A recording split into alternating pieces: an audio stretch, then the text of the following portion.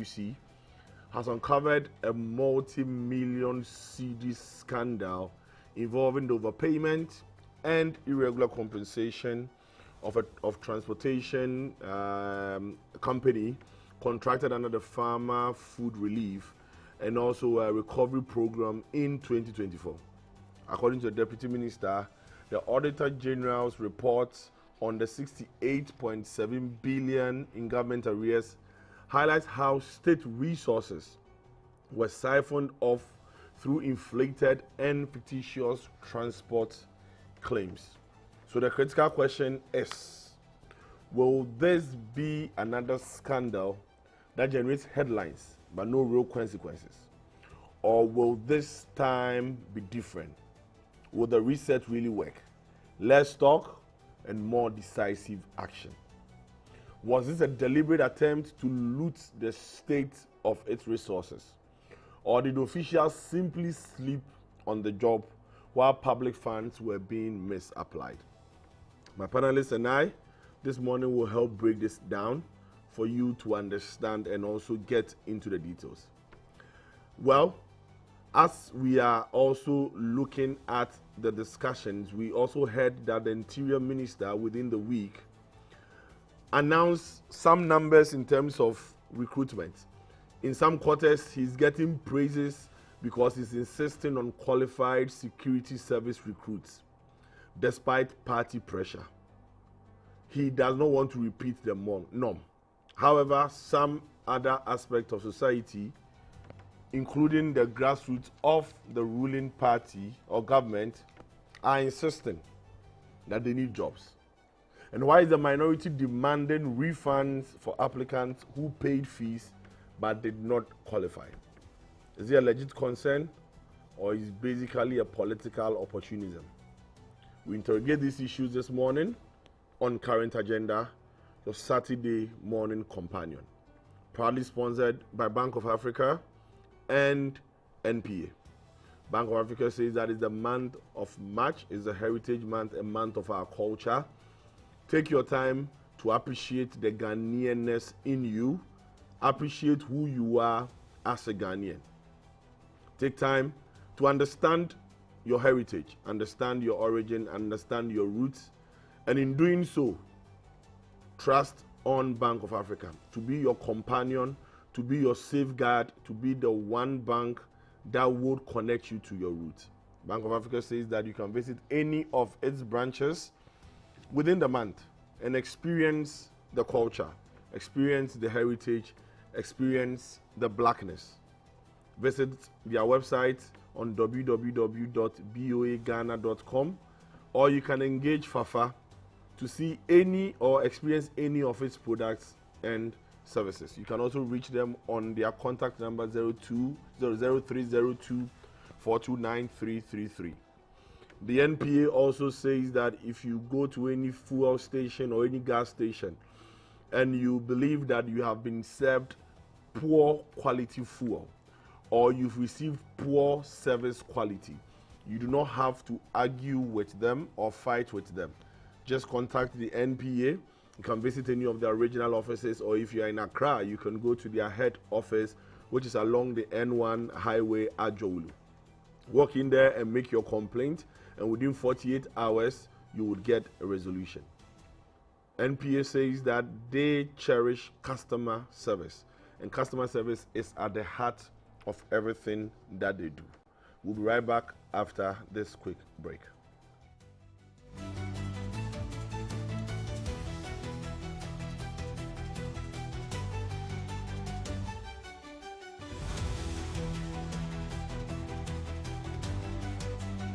For decades, we have helped businesses connect with their trade partners all over the globe. From Ghana to Burkina Faso, Côte d'Ivoire, Benin, Togo, Senegal, China, Morocco, France, Netherlands, and many other countries. We have made it possible to bring Ghana to the world. We have brought small and medium businesses closer to their customers across the regions in Ghana with our SME support facilities. We have brought relief and smiles to the faces of families with our employee personal loans. With our cutting-edge technology and digital support, we take the burden of complex thinking off you, making life simple. That is who we are, as close as a partner. Bank of Africa, we are indeed back and stay safe. The National Petroleum Authority is cautioning the public to desist from scooping or fetching fuel from overturned fuel tankers at accident scenes.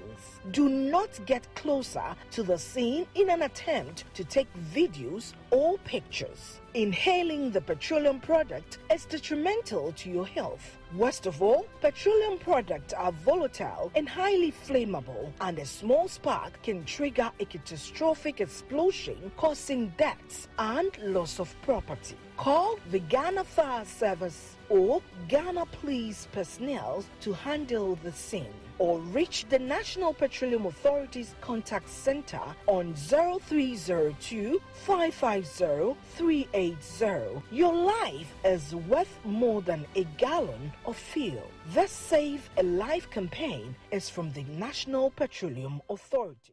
Current Agenda is brought to you by Bank of Africa, the African bank with global reach. Bank of Africa, as strong as a group, as close as a partner. And National Petroleum Authority, NPA, where customer care meets excellence.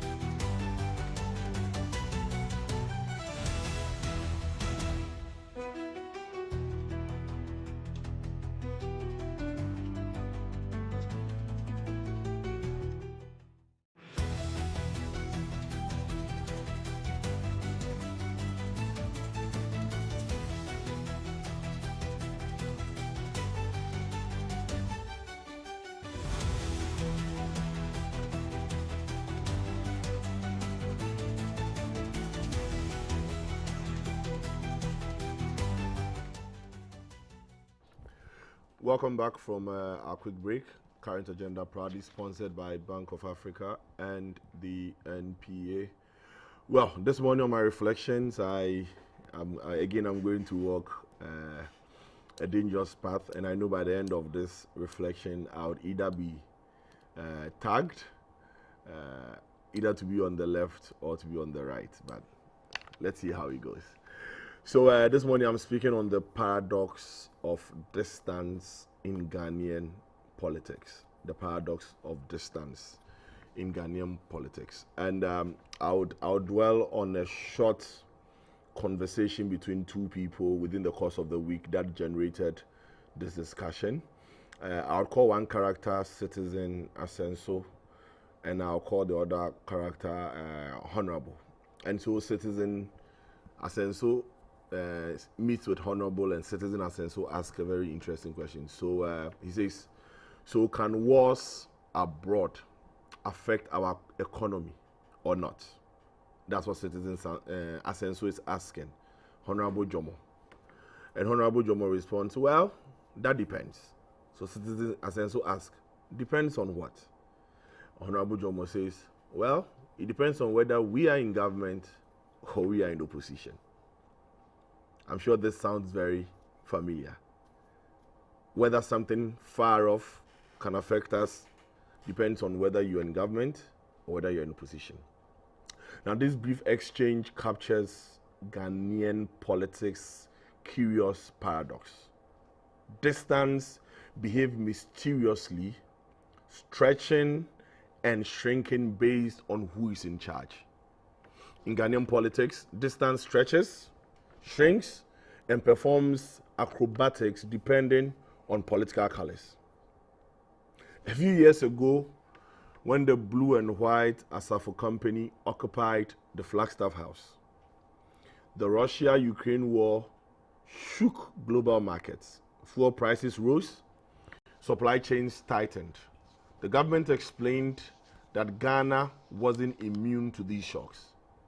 But the Green and Black Army found this amusing, asking how a war 7,000 kilometers away could affect Ghana. Fast forward, and the Ghanaian politics recycles arguments without changing actors. Today, the Green and Black Army commands government, sitting in the same place the other Asafo company was sitting. And the conflicts involving the US, the Israel, and Iran, today the discussion is, can it affect Ghana's economy? Oil prices may rise. Global markets may react.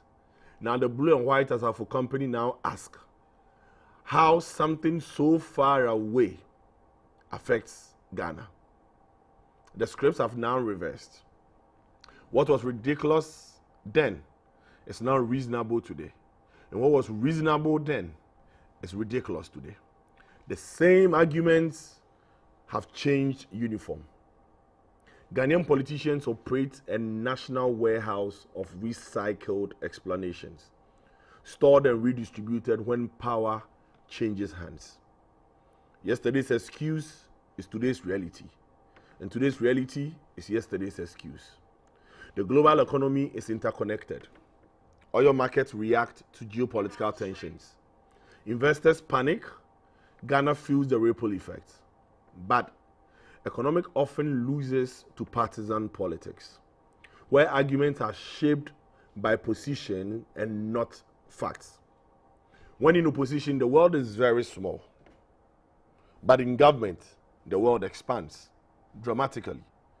The small world all of a sudden becomes a huge world that accommodates everybody around.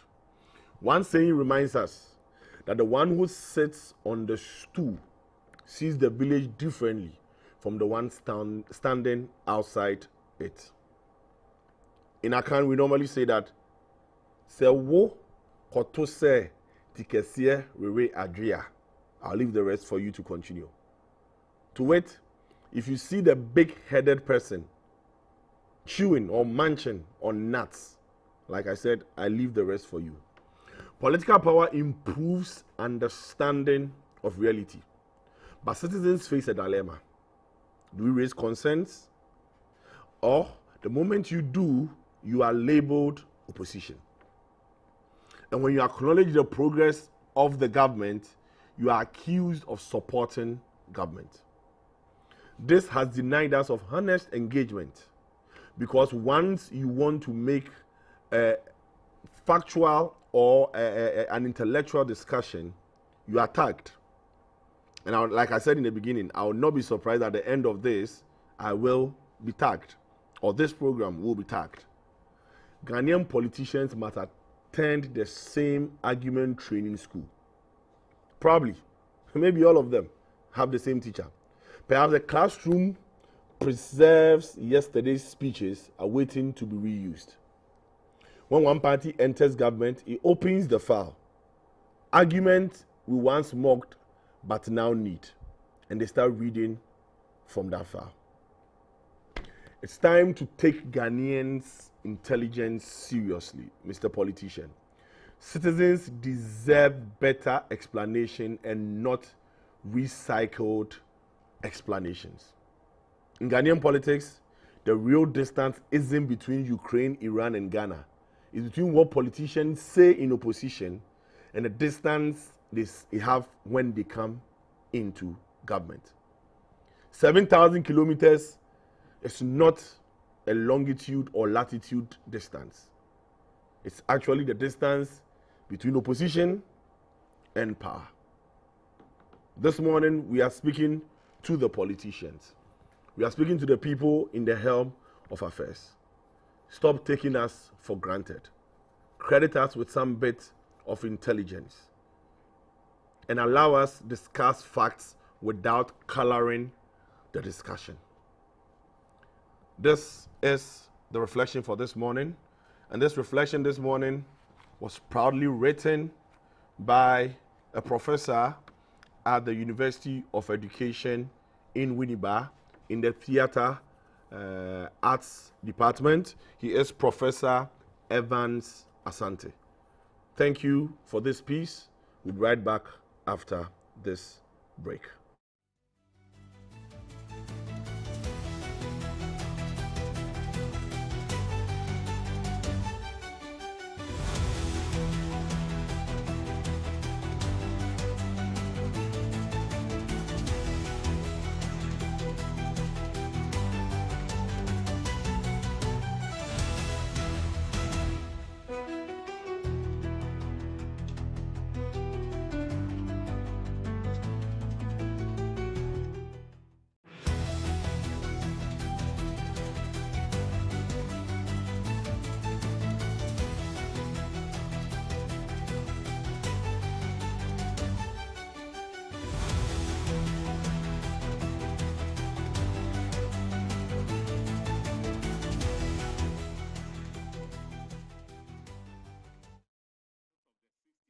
$8.7 billion Ghana cedis submitted for audit.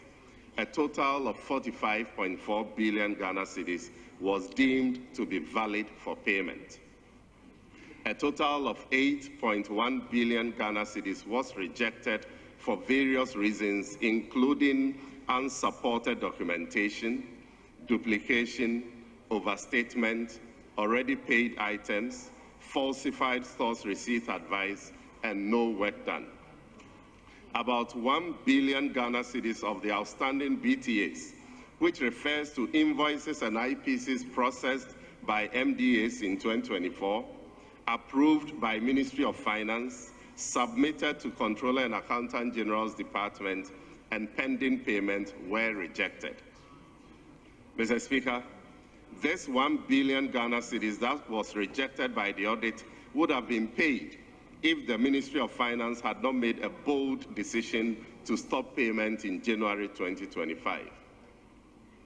About 7.1 billion Ghana cedis of the outstanding IPCs and invoices, which refers to requests by MDAs for payments to suppliers and contractors, and certified for payment by various public officers across the approval hierarchies, have also been rejected.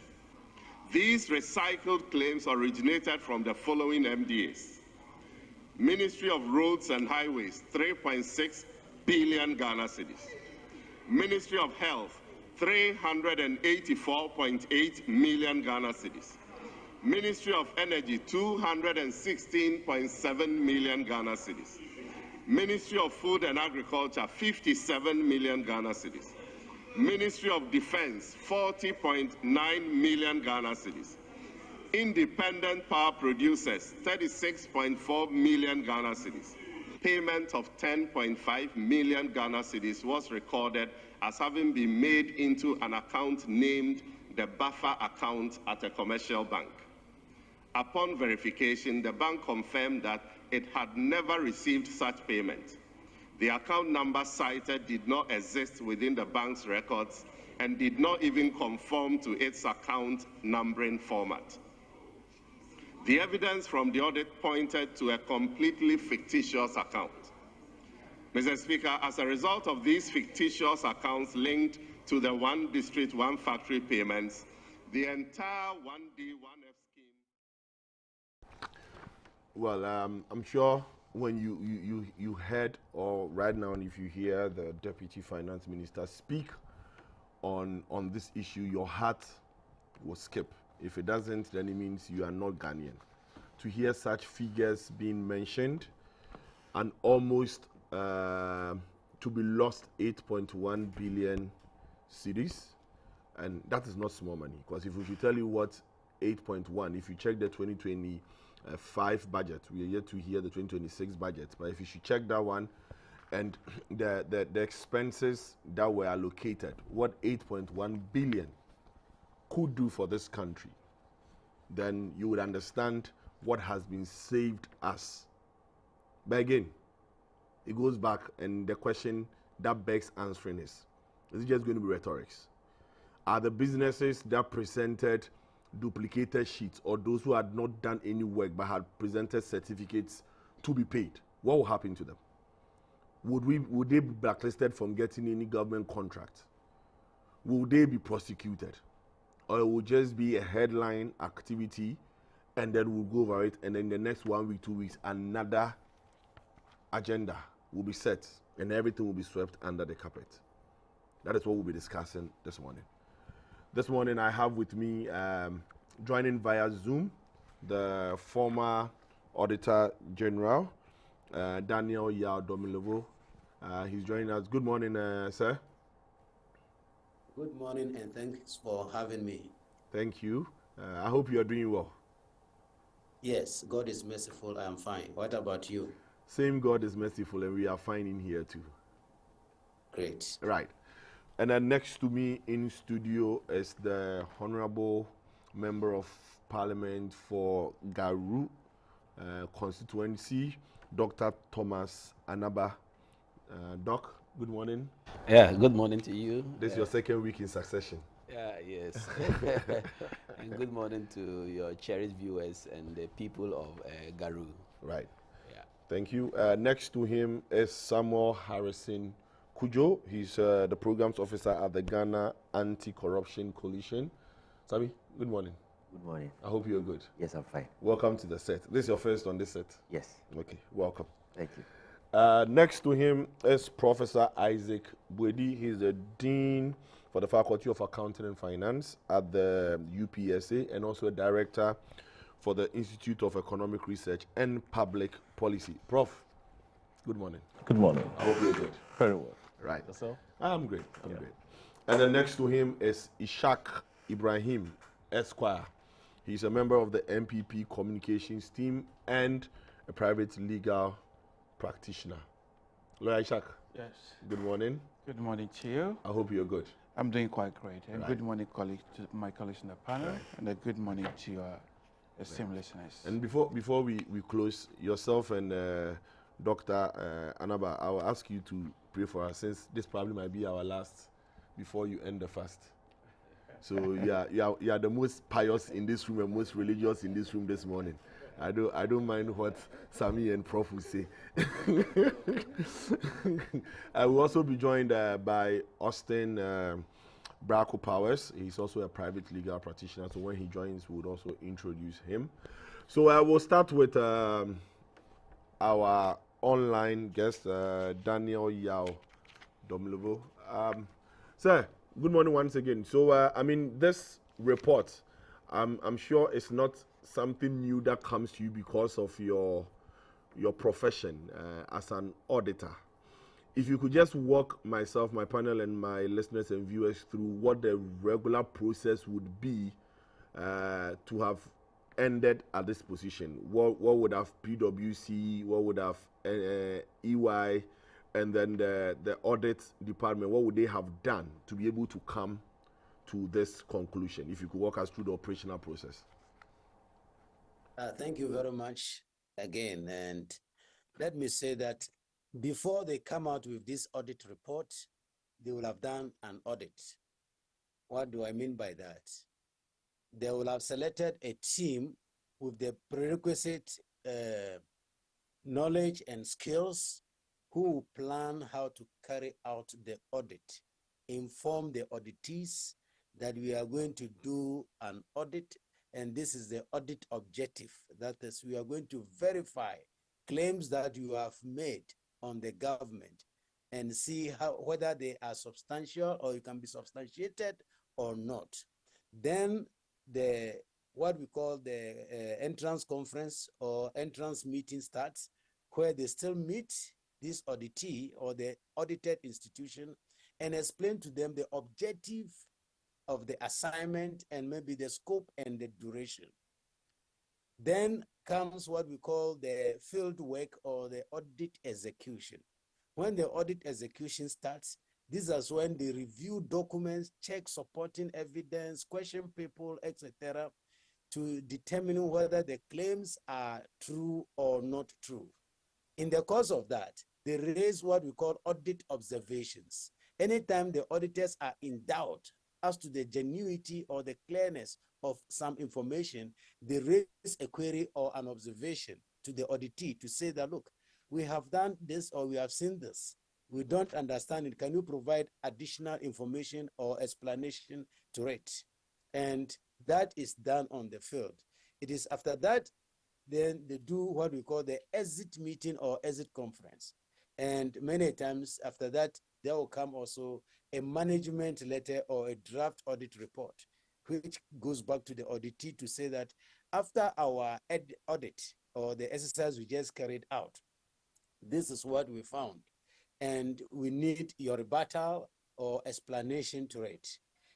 It is thereafter which Section 29 of the Audit Service Act says you give the auditee 30 days. So it is after those 30 days before an audit report is issued, and it is issued to Parliament. I have heard some people questioning why the Parliament is debating the audit, and I laugh, because if you read clause 5 of Article 187, it says the Auditor General submits his report to Parliament. That is the annual report. Again, if you go to Section 16 of the Audit Service Act, which is a special audit like the one we are talking about, it again says the Auditor General submits the report to Parliament.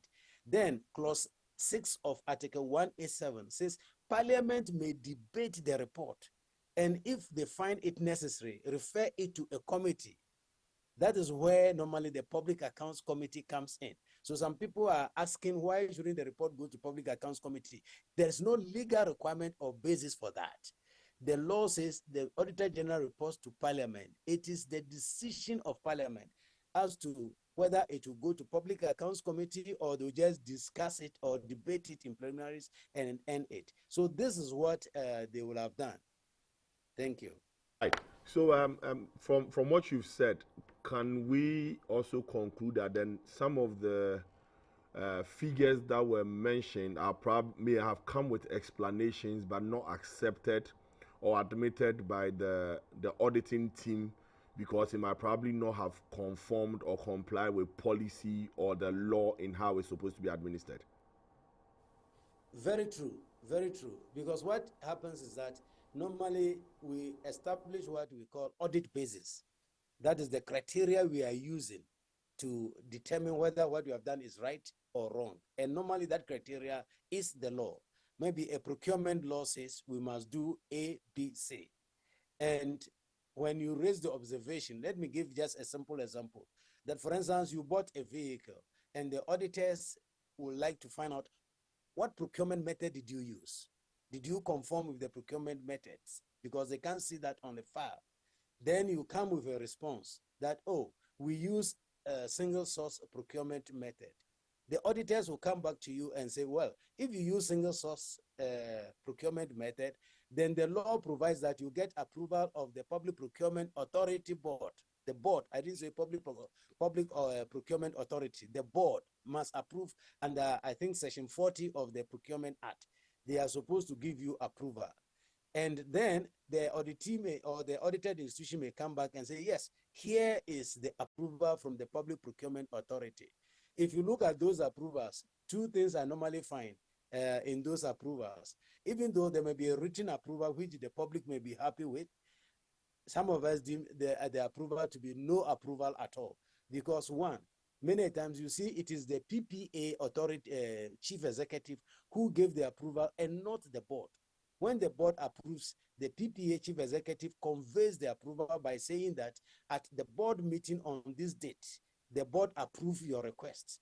So that is one. So at times you see the approval and say, no, this is not the approving authority. Second, the approving authority may even be the board. So the board's mandate or authority was conveyed to the one who did the procurement. But then when you go under Section 40 of the Procurement Act, you will see that there are conditions that are required to be met before you can use single source procurement method. Is there any emergency? Is that person the only person who produced the item?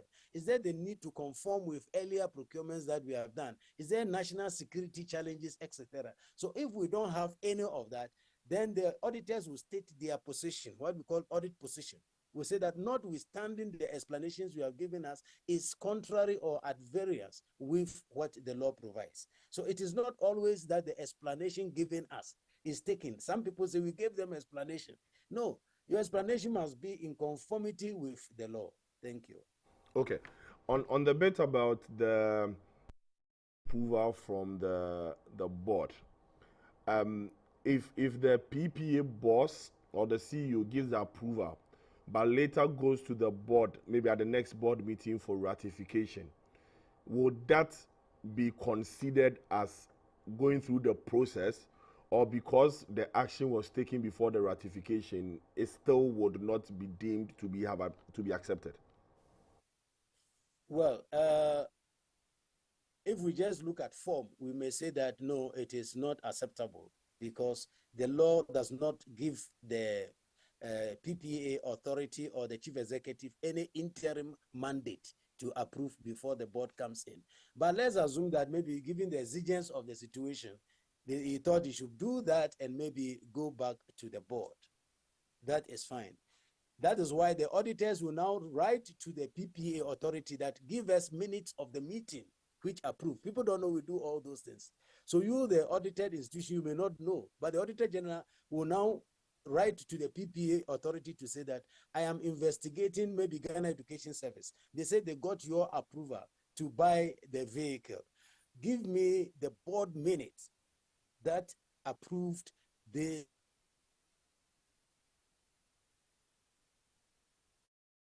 Okay, I think there's a bit of a network challenge. Let me come in studio. Dr. Anaba, I mean, you are the MP in here, and it was to your team that the presentation was made. What was your first reaction when you heard the figures being read on the floor of Parliament by the Deputy Minister? In fact, it pierced through my heart to know that Ghanaians we have employed, civil servants, can work in this manner to recycle invoices. They don't do cross-checking. Are able to get the gift mix after everything has been executed. They pass away and get gift mix to get data entered to justify procurement of things that they never procured. And the amount of money that was involved with all the irregularities that they listed, it comes to tell us that we need serious and deterrent punishment for corrupt individuals in this country. I don't see how the health sector, let me use that one for example, can spend over 300 and something million unjustified monies when we have challenges with our hospitals, cap the health insurance, and all those monies are used for frivolous things, people justifying them with unjustified receipts and documentation. You go to the military, that is what surprised me, that we had one of our colleagues who was in Parliament, who was then a minister. They asked, they said they procured vehicles to monitor the Upper East, Upper West, between we and Burkina to deter terrorists for the elections. He never signed anything for it and got up to tell us that it is not true. Meanwhile, the people have money to justify that they procured the vehicles, pass it through the gift mix, and it is in the system that they bought the vehicles. And when they checked, the vehicles were not bought. So he himself later on was surprised. This shows that the tag that sometimes we give to politicians, I would say it is out of perhaps incompetence or lack of monitoring from we, the politicians. But the real people who really facilitate this to be done, they were the civil servants. Because a minister can sign for something, but it must be prepared by the administrators, the chief executive officer, and then the rest. So to me, this money's 8.1 billion that were outly rejected, they give you a contract, let's go to Agric, to procure maize and rice for the country. You give all the money to the contractor, several of billions, to provide us 200,000 tons or 20,000 tons of some goods. The person provides only 11,000. Meanwhile, you have gone ahead to pay all. And you leave government. And when they investigate and bring the report to Parliament, you say, why are they bringing it to Parliament? Who are those in the first place who approved that budget for the money to be used for that procurement? We are the ones who do it. So I really think that the cry of Ghanaians, and I really appreciate it, that you can't be giving power to people because you believe they will come and serve the country in a way that will all benefit from it. And they come and you are not seeing it. But at the same time, I will say that, look, we came to power a year and 2 months. And you know, the corruption that Ghanaians saw, that was prevailing, let me say the alleged corruptions that we all suspected was prevailing in the country, was too much that they lost abysmally. So we can't use 2 months to verify everything and punish people. People are before the law court. Dockets have to be established and built so that when it goes before a judge, the judge will not throw it out and Ghanaians will think that people are, let me see, colluding and the rest. That is why the Attorney General says, I want to have watertight dockets before I push people before a judge. And actually they are doing it. Some are already in court. And we see how they are bringing some defenses to it. Means that he has to do extra work. Because all those who are corrupt, they find ways of trying to induce. We know that. They find ways to induce people who handle these cases. I'm not saying that the Attorney General or his people or the judges, but they have, some of them have godfathers. And they are linked to strong political bigwigs. And if you don't have a watertight docket, you can't just go to the judge and ask him to jail somebody for you. And you know, previously we saw how some people try to get judges, lock in people without the needed evidence, like in the case of the ambulances and the rest, and at the end they were exonerated. So he who doesn't want those things to happen, he wants to go in very tight. Ghanaians are right in demanding that people must be locked for them to be happy. But people are within the law court, are now being brought before the law court, and they are working on it. So, to me, this report, as they've asked a committee to look at it, let's allow the committee to look at it. At the end, those involved will be surcharged, and when they are surcharged, at least they will go to court. To me, I'm somebody who believes in the rule of law. I believe in the justice system. Because I went to court and the judge said I was wrong. At the end, we're going to appeal and they said I was right. So I believe that it will be slow. But to our judges, I always beg, if some corruption allegations come to you, please also look at how, if the evidence is so glaring and the people are trying to twist the issue, go ahead, please. And let Ghanaians feel happy. If at the end he can appeal and be exonerated, let him appeal. If he can be exonerated, let him go. But before I land, you read a piece somebody wrote to you regarding we political parties. When we are in power, we talk of one language. We'll talk about that one. We'll talk about that one before, but definitely I'll let us talk about it. So write it down. Note it down. Because when you start writing, I have to allow everybody go, and it will distort me. So, okay. Yeah, note it down. Trust me, I'll give you the time to speak to it. Okay. So I think auditors' reports are reports that WW has already retained. They have examined them very well before finalizing. Those who have to justify themselves have done that. If it is satisfactory, they will take it. If it is not satisfactory, they will add it into a report and bring it. So no one is witch hunting anybody. That's what I want to make clear. No one is witch hunting anybody. No one has just gone to arrest somebody that you have done this and we have arrested you. This is a clean report with the responses of those who have been accused in it. So if you can't justify, it will come to Parliament. The Parliament select a committee on the Public Accounts Committee, will look at it and forward it to the Attorney General to take action on those who have. But what I pray is that we try to recover all these monies. Those who haven't gotten their monies, those who got involved in recycling receipts and invoices, at least if they're in the public sector, I think they should be asked to step aside.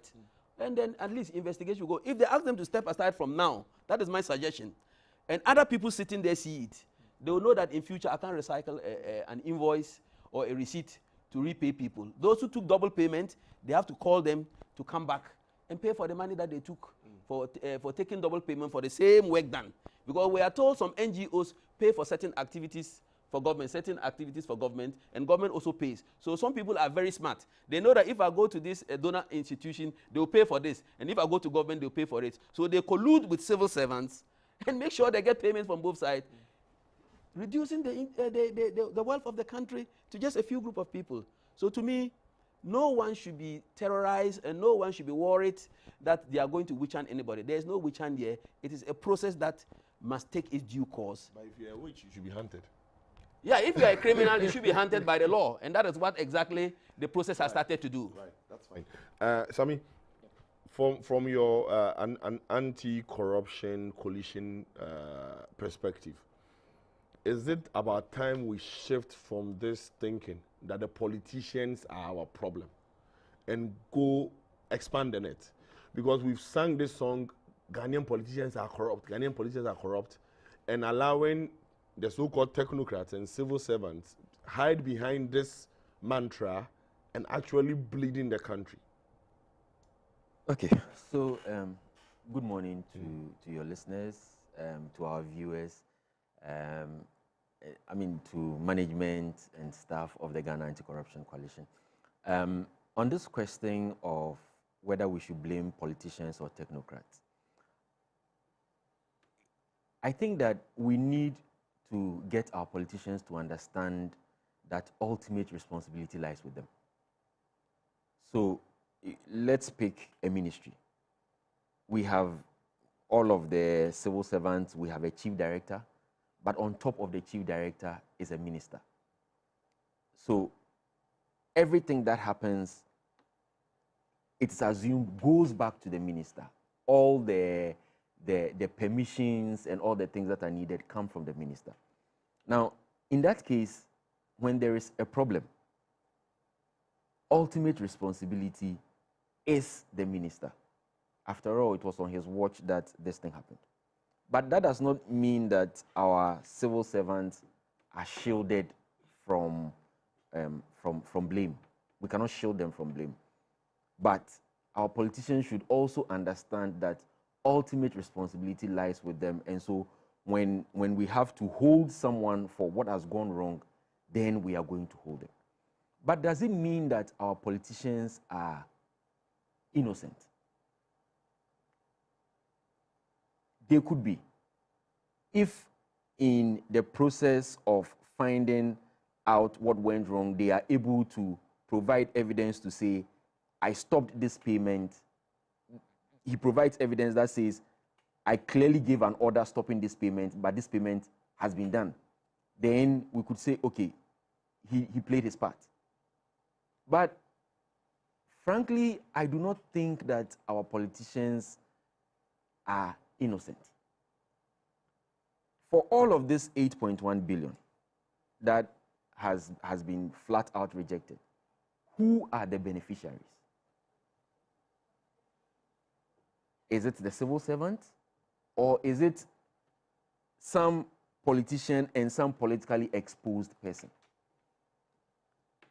A company was contracted to deliver 100,000 metric tons of maize. The company delivered only 11.4 thousand metric tons, and the company was paid. Who are those behind the company? Who authorized the payment? Because I know that the political head of the institution would have to give approval for the payments to be done. So our politicians are not innocent. They cannot claim innocence. Of course, our technocrats are also not innocent.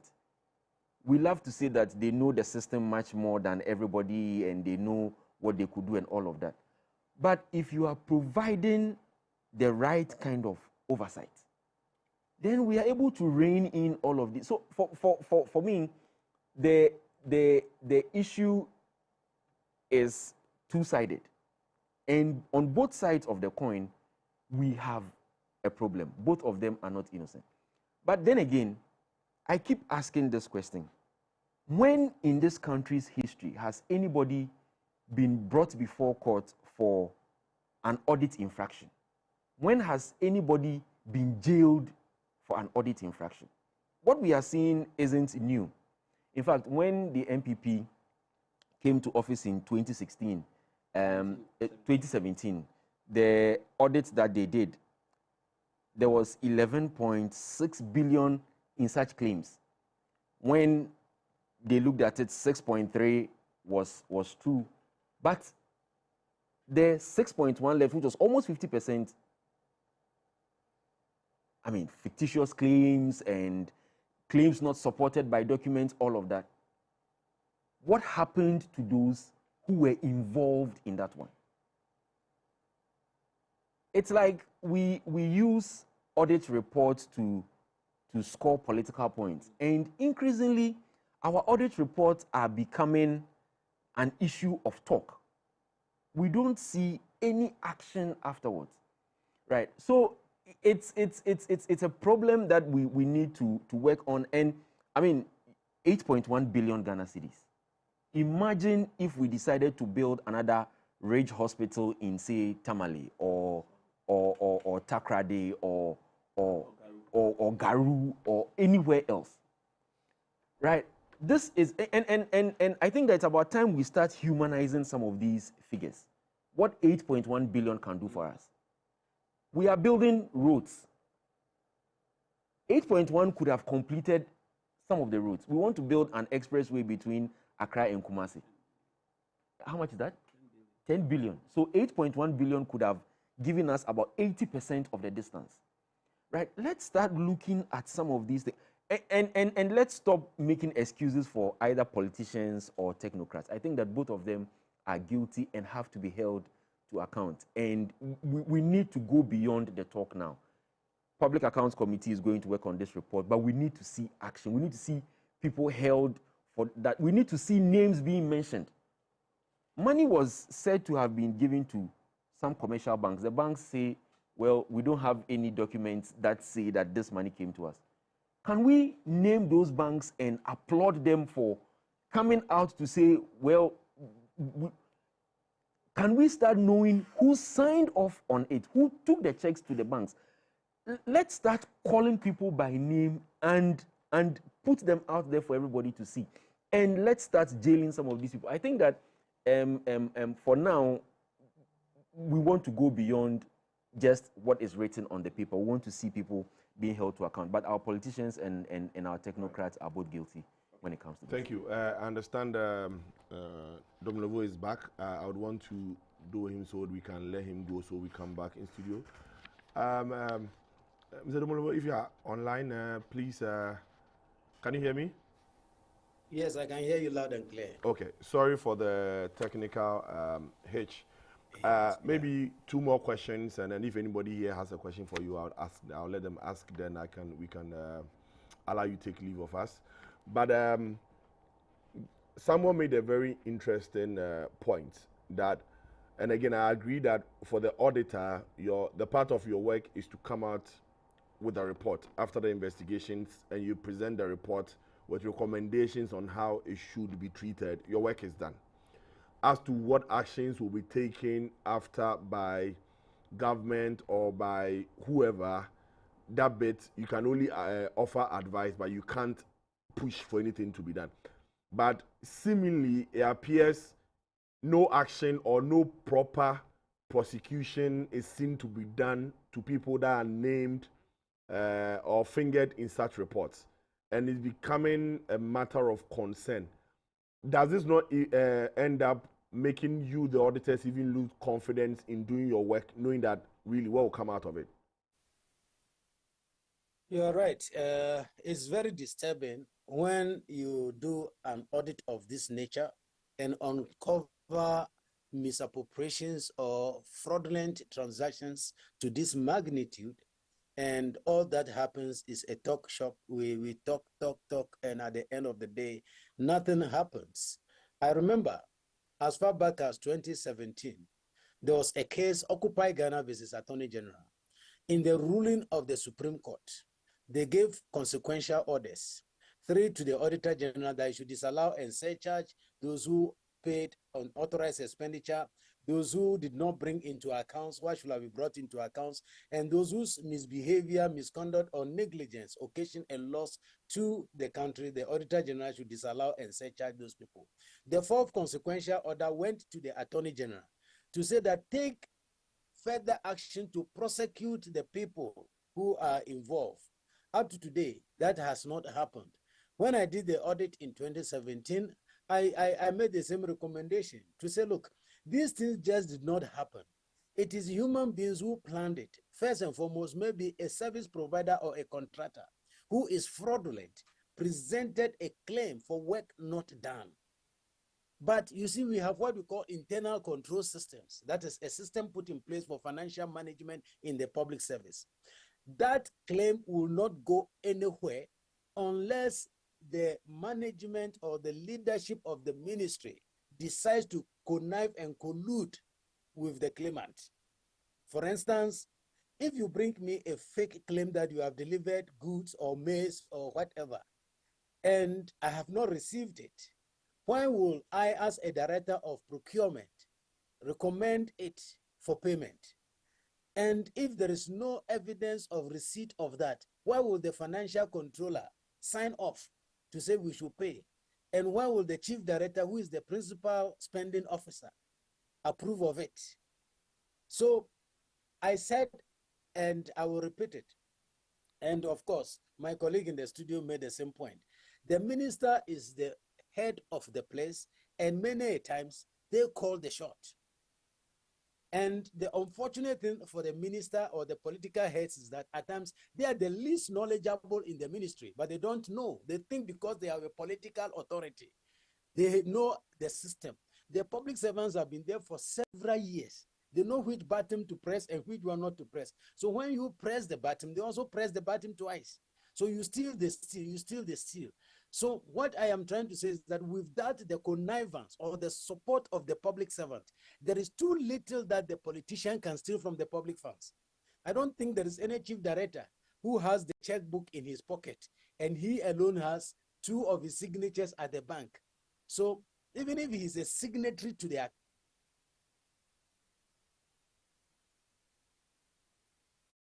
we've lost again. Prof, collusion is very difficult to fight. Once, okay, I understand the way back. Can you hear me? Yeah, I can hear you. Okay, yes, I can hear you. Yeah, so you can. Can you hear me now? Yes, I can. Yes. So let me quickly run up and say that I think this report should not follow the same trend. Government should not wait for Public Accounts Committee, as I'm hearing. This is a misconduct on behalf of public servants. At least the chief director, the director of finance, the internal auditor, the procurement director, all those who were involved in submitting the fake claims or submitting claims for work not done or duplicated submission of claims, they should immediately be suspended or interdicted. Then they are investigated. If they are found actually to be culpable, they must be dismissed. If they are not culpable, they are brought back. At least the administrative sanction will give a signal that it is no longer business as usual. I know that there may be attempted prosecution, but I don't have the time to wait for that. We don't have to wait for prosecution. There must be administrative sanctions immediately before we wait for whatever the Public Accounts Committee or the prosecution will bring up in years to come. Thank you. Right. So in other words, people can be indicted so that the investigation goes on. If you are cleared, you come back. If you are not, you stay home, and then the prosecution can continue. Is that correct? Yes, the conditions of service in the public sector require that anytime you are found or you are suspected of wrongdoing, you are either suspended or you are interdicted. What didn't we do to the former Chief Justice? When we thought she had breached some financial rules or some misconduct or fall foul of Article 1 forces, what didn't happen? The president suspended her. It applies across the public service. It applies to anybody in public service. So those who submitted those claims to the Ministry of Finance, their signatures are there. Their names are there. We should be seeing them being suspended by next week. And then a committee set up to investigate. Did you do this intentionally or out of negligence, or you did all your best, but you were outwit or whatever it is? If you are found culpable, we dismiss you. If not, we call you and say, come back and do your work, but be careful. Thank you. Okay, so since we have you this morning, I mean, my last question, even though it probably might not be related to our discussion this morning, but the famous Operation Recover or Loot, I mean, this can be one wing of it. It seems the vim and the vigor with which we had before the 2024 elections, we are in 2026, and it appears all the loot, the AL in the oral is not being recovered. Knowing that you are a chief proponent of the operation, where are we? Well, I think you have been following the updates being given by the Minister of Justice. He says we are on course. And he has continuously said that we should give him time to do his job professionally and make sure that the prosecution goes smoothly. We have no problem with that. My only worry, which I keep repeating and I will repeat every time, why I personally am not very confident of where we are going, is the fact that the legal framework is largely still the same. It favors the people who steal our money. We have still not passed the law on conduct of public office holders, the COPA, the bill is still there. It has not been passed. We have been talking about lifestyle audit and unexplained wealth. We should pass a law to help, because you see, when you are prosecuting ordinary crime like murder, like rape, like theft, etc., many times there are witnesses who can help testify to convince the judge beyond reasonable doubt that the person did it. But when it comes to financial crimes or economic crimes, these are offenses committed by highly intelligent people, not people who are as daft as me. They are very intelligent. They leave no audit trail, and they can connive, say that they'll build a system. If you yourself, you see it, you will clap for them. And again, when they get the process of corruption, they become very sophisticated. They, like somebody said, they can buy the prosecution and buy the defense lawyer, who is, of course, the one defending them, and at times even buy the judiciary. So we must make laws say that the prosecution of these things become a bit easier. If Daniel received 1 million at the end of the year, that is putting all his monthly salary together. Meanwhile, Daniel has 20 million in his accounts. Do we have to now establish how he stole the 20 million before he or she can be found guilty? So we need to do some of these things. Otherwise, the case are going to be in court forever. Again, we have proposed that we should put time limit on trial of these corruption-related cases. If you go to countries like China, it says 2 months, maximum 3 months, you finish. China is very much ahead of Ghana. We can't copy them. Why don't we give ourselves 1 year or 1.5 years to say that we will bring finality to this case within 1 or 1.5 years? Otherwise, you see what happens. We will continue trying this case, praying that there's a change in government one day, and then they are left off the hook. So this is my position. I am not worried about what Attorney General is doing in court. I'm worried about the legal framework in which he's operating. It will not help us. Thank you. Thank you very much. Gentlemen, I don't know if any of you has a question for him. Not a question, but you want to? I mean, to add up to what he has said. Everybody is saying oral is slow, but everybody is welcome to Ghana's judicial system. The system where the man who steals plantain goes in quickly, but the man who steals 8.1 billion we keep adjourning cases. Cases are slow in court. It's like we are simply not making any headway when we take cases to court. Like Mr. Domelevo is saying, why don't we, like we did for the presidential challenge, after the first one that took us almost 7 months in court, the judiciary decided, okay, now we are doing 90 days. Why don't we give some time limit to these corruption cases and then deal with them? But we keep having a lot of corruption cases. The cases are in court, nothing happens, government changes, the cases fizzle out. Go back to Ghana's national security strategy that we wrote in 2020. In there, one of the threats to this country was corruption. But frankly and surprisingly, nobody is paying attention to that threat. We are all talking about, and terrorism, and they are recruiting our young people. But the internal threat, which is corruption, nobody is paying attention to it. People are going to get fed up one day when we have a lot of corruption cases, but we have no movement on it. So let's pay attention to it. It's good that Mr. Domelevo has raised it. And like he's saying, the problem with oral isn't the oral, but the framework in which we are working. And I think that's about time we brought our judiciary on board, got them to understand what corruption is, how it affects us, and then how they could help us in the fight against corruption. I think that when we have the judiciary on board and we are putting time limits to some of these things, well, of course, we also have to change some of the laws. We now have to instead of having the prosecution prove guilt, the people who have been accused, we have to reverse the burden of proof. They should now come and tell us how they are not guilty. I think that we need to work on the for a different jurisprudence when we come into that one. You want? No, he's still on. Okay. I think you made a point that prosecution is very difficult to conduct in this country, and you wish they could have changed the law to make it in such a way that you can easily convict people. Are you suggesting that the safeguards we put under our Chapter 5 of the 1992 Constitution need some kind of amendment, or certain provisions need to be repealed? Because if you look at them and you compare them to universal standards, such as the ICCPR, International Covenant for Civil and Political Rights, as well as if you compare them to the United States Bill of Rights, the Canadian Bill, and all those who have embraced democracy. I'm not comparing them to China, because China is a communist state. It doesn't practice democracy. Every country that has embraced democracy have subscribed to this particular thing. Are you suggesting that we need to ditch them and adopt the communist China perspective? And if we do that, can we still call ourselves a democracy? That is a very interesting question. And normally I ask people, what's the meaning of democracy? Is democracy not our own decision, how we want to do things? Is it what somebody prescribed for us? Many times it's like until we kowtow to what America does or Britain does, we are not democratic. But if you ask them to define democracy, they will tell you that it is ruled by the people.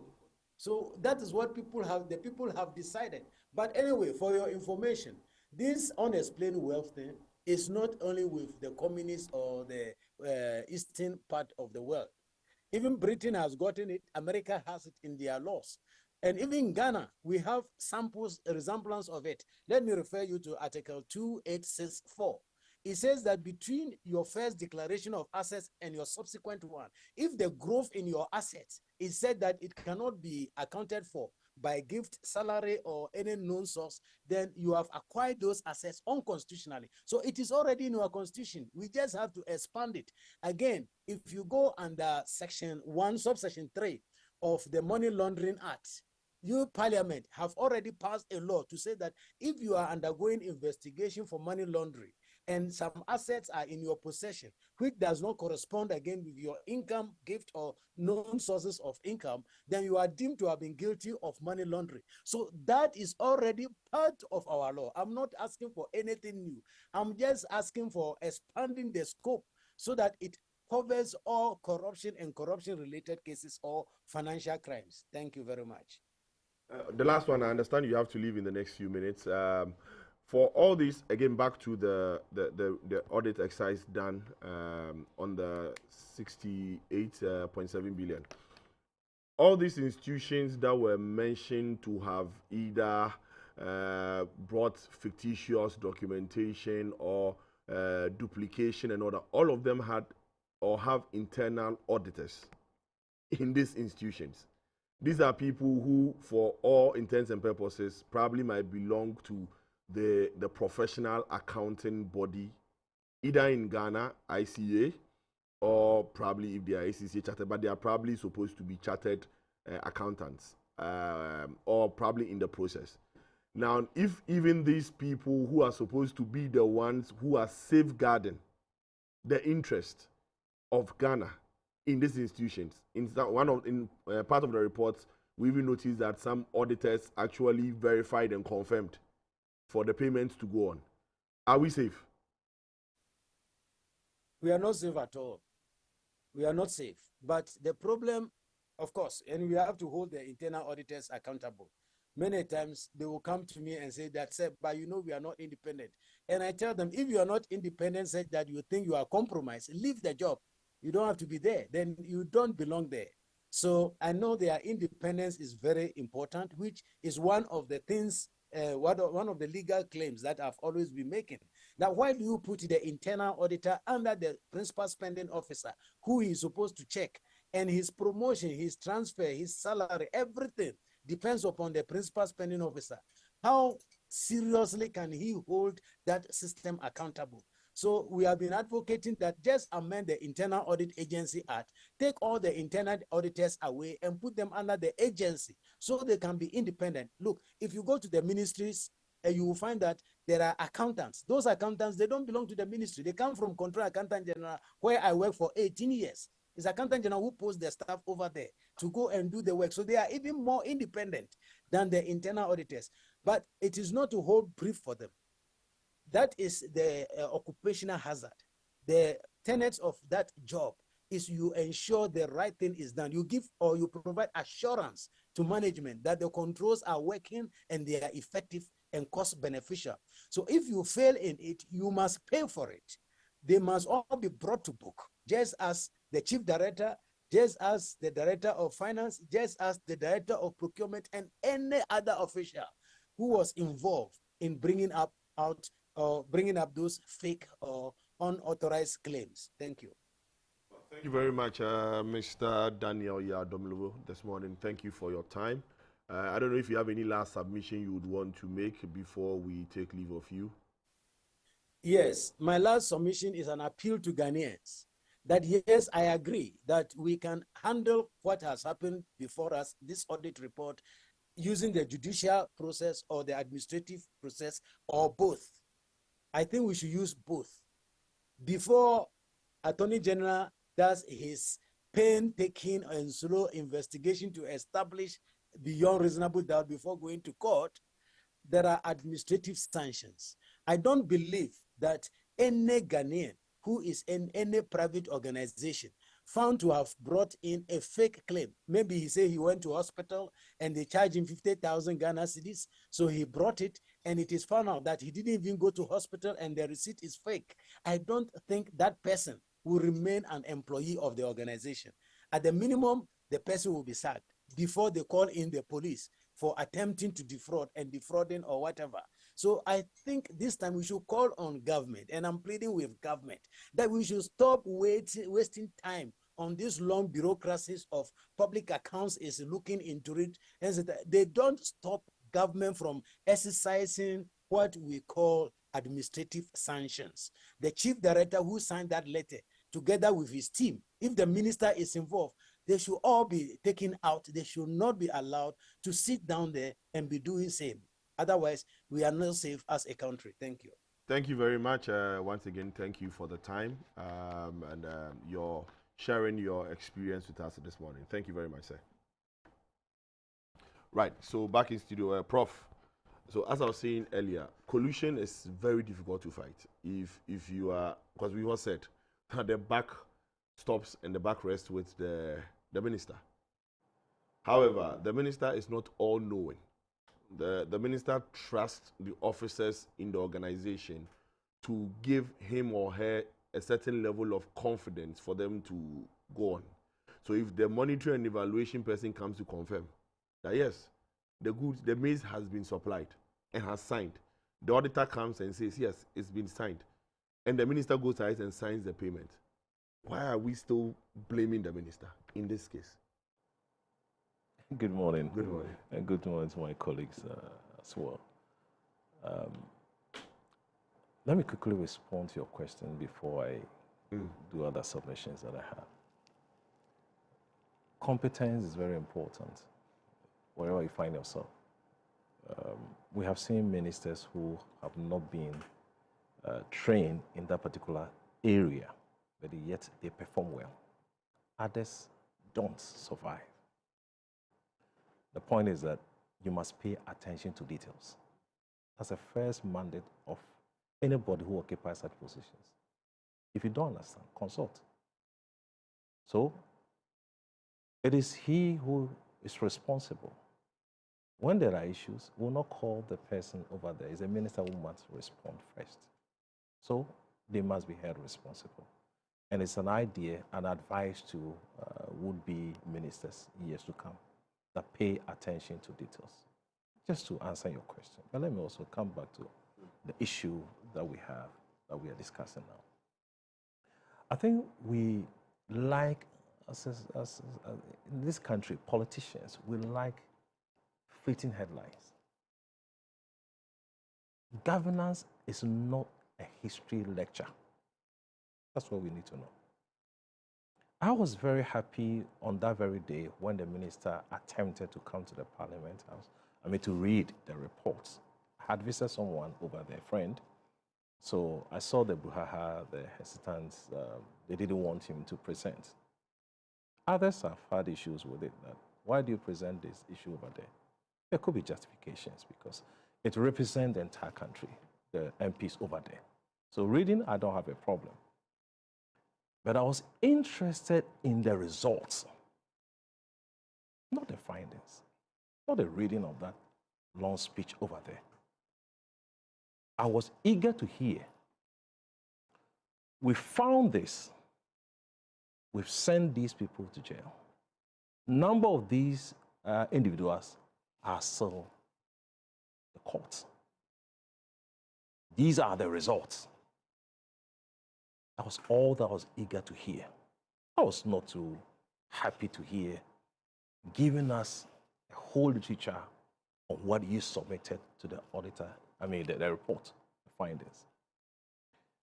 What is audit report? And my brother did justice to that. It's just an opinion from an independent person. It could be external, it could be internal. So Ghana's problem is not that we lack audit reports. It is that we lack enforcement after audit reports. That's what we have here. It's not that we don't have audit reports. We lack. We have. The enforcement after is what has brought all of us here. We are going to talk about this 1 week, 2 weeks, 3 weeks. So sometimes we get tired of talking about this. You read a report, the Parliament House. What else? What else again? What do you want me to do? That's nothing. So it is better we structure this conversation in 3 areas. The key findings, the facts, and the numbers. Then we look at the trivial issues and major issues and connect all these issues into our economy. 3 players are involved here. BOG, Auditor General, the Ministry of Finance. 3. Tell me the recent challenges of this country. High public debt. 1. Liquidity pressure on government finances. And the last one is often the arrears and the payables of administration. So 3 major challenges that as a country we have. When you look at these 3 things that I mentioned, the report submitted, it's good your viewers, your listeners also know that they submitted an issue of irregularities of about 68.7 billion Ghana cedis. Of that amount, 45 billion or so validated as legit payments. They didn't have any issue with that. That's about 66%. And 8.1 happens to be rejected. Yes. Which is about 12%. Then we have the last one, 13.3 or so. Yeah, 13.3. Still waiting for justification. Which is about 19% of that amount. So waiting for verifications and all that. Now, my issue is a very simple one, brother. If you subject all this into further discussions, then you understand what we are talking about. Out of this amount, we hear 4 point, I'm trying to be exact here with the numbers that I have here. 4.4 billion already paid invoices, reimbursed for payment without detections. And 8.1 billion claims rejected. But it still found its way multiple layers of payment. What was part of the 820? Isn't that amazing? And you made a very good point here. We have auditors in all these institutions. What did they do? What did they do? But let's also chip in this. I made a comment that governance is not about history literature. Whenever someone is appointed to the helm or to be in charge of an administration, if you want to unravel things that happened before, you are justified. It is okay, do it. Within 6 months, you can't complain again. No, you are not allowed to complain again. You must walk the talk. So this administration, they have 3 mandates: accountability, enforcement, and policy response. These are the 3 mandates of this administration: accountability, enforcement, and policy response. So if you have found all these irregularities and you still come back to us, when we are left with just 2 budget cycles, that's what we have. Already you have exhausted 2. We have 2 more. These are payments that, in a normal day, could have done a lot in terms of our roads, the unemployment challenges that we have. Look at the youth, young ones, looking for jobs, looking for projects. Not that Ghanaian, as a country, people are lazy. No, they want something to do. And look at the amount you are talking about. Accountability, enforcement. Who is to enforce this? Is it me? Is it you? We don't know. So if we sit and we are still complaining after almost getting to 2 years of an administration, you said we should give you more time to go after these people. You ask a good brother a very good question. What happened to Ora? What happened? I don't even have the numbers.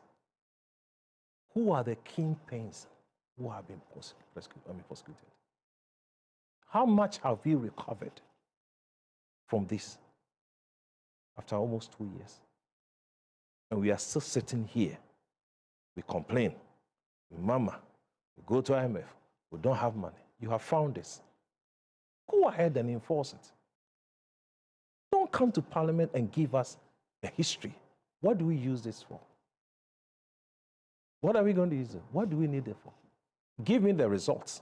Because when you are appointed, you provide results. After 6 months, We can't allow administration giving us history.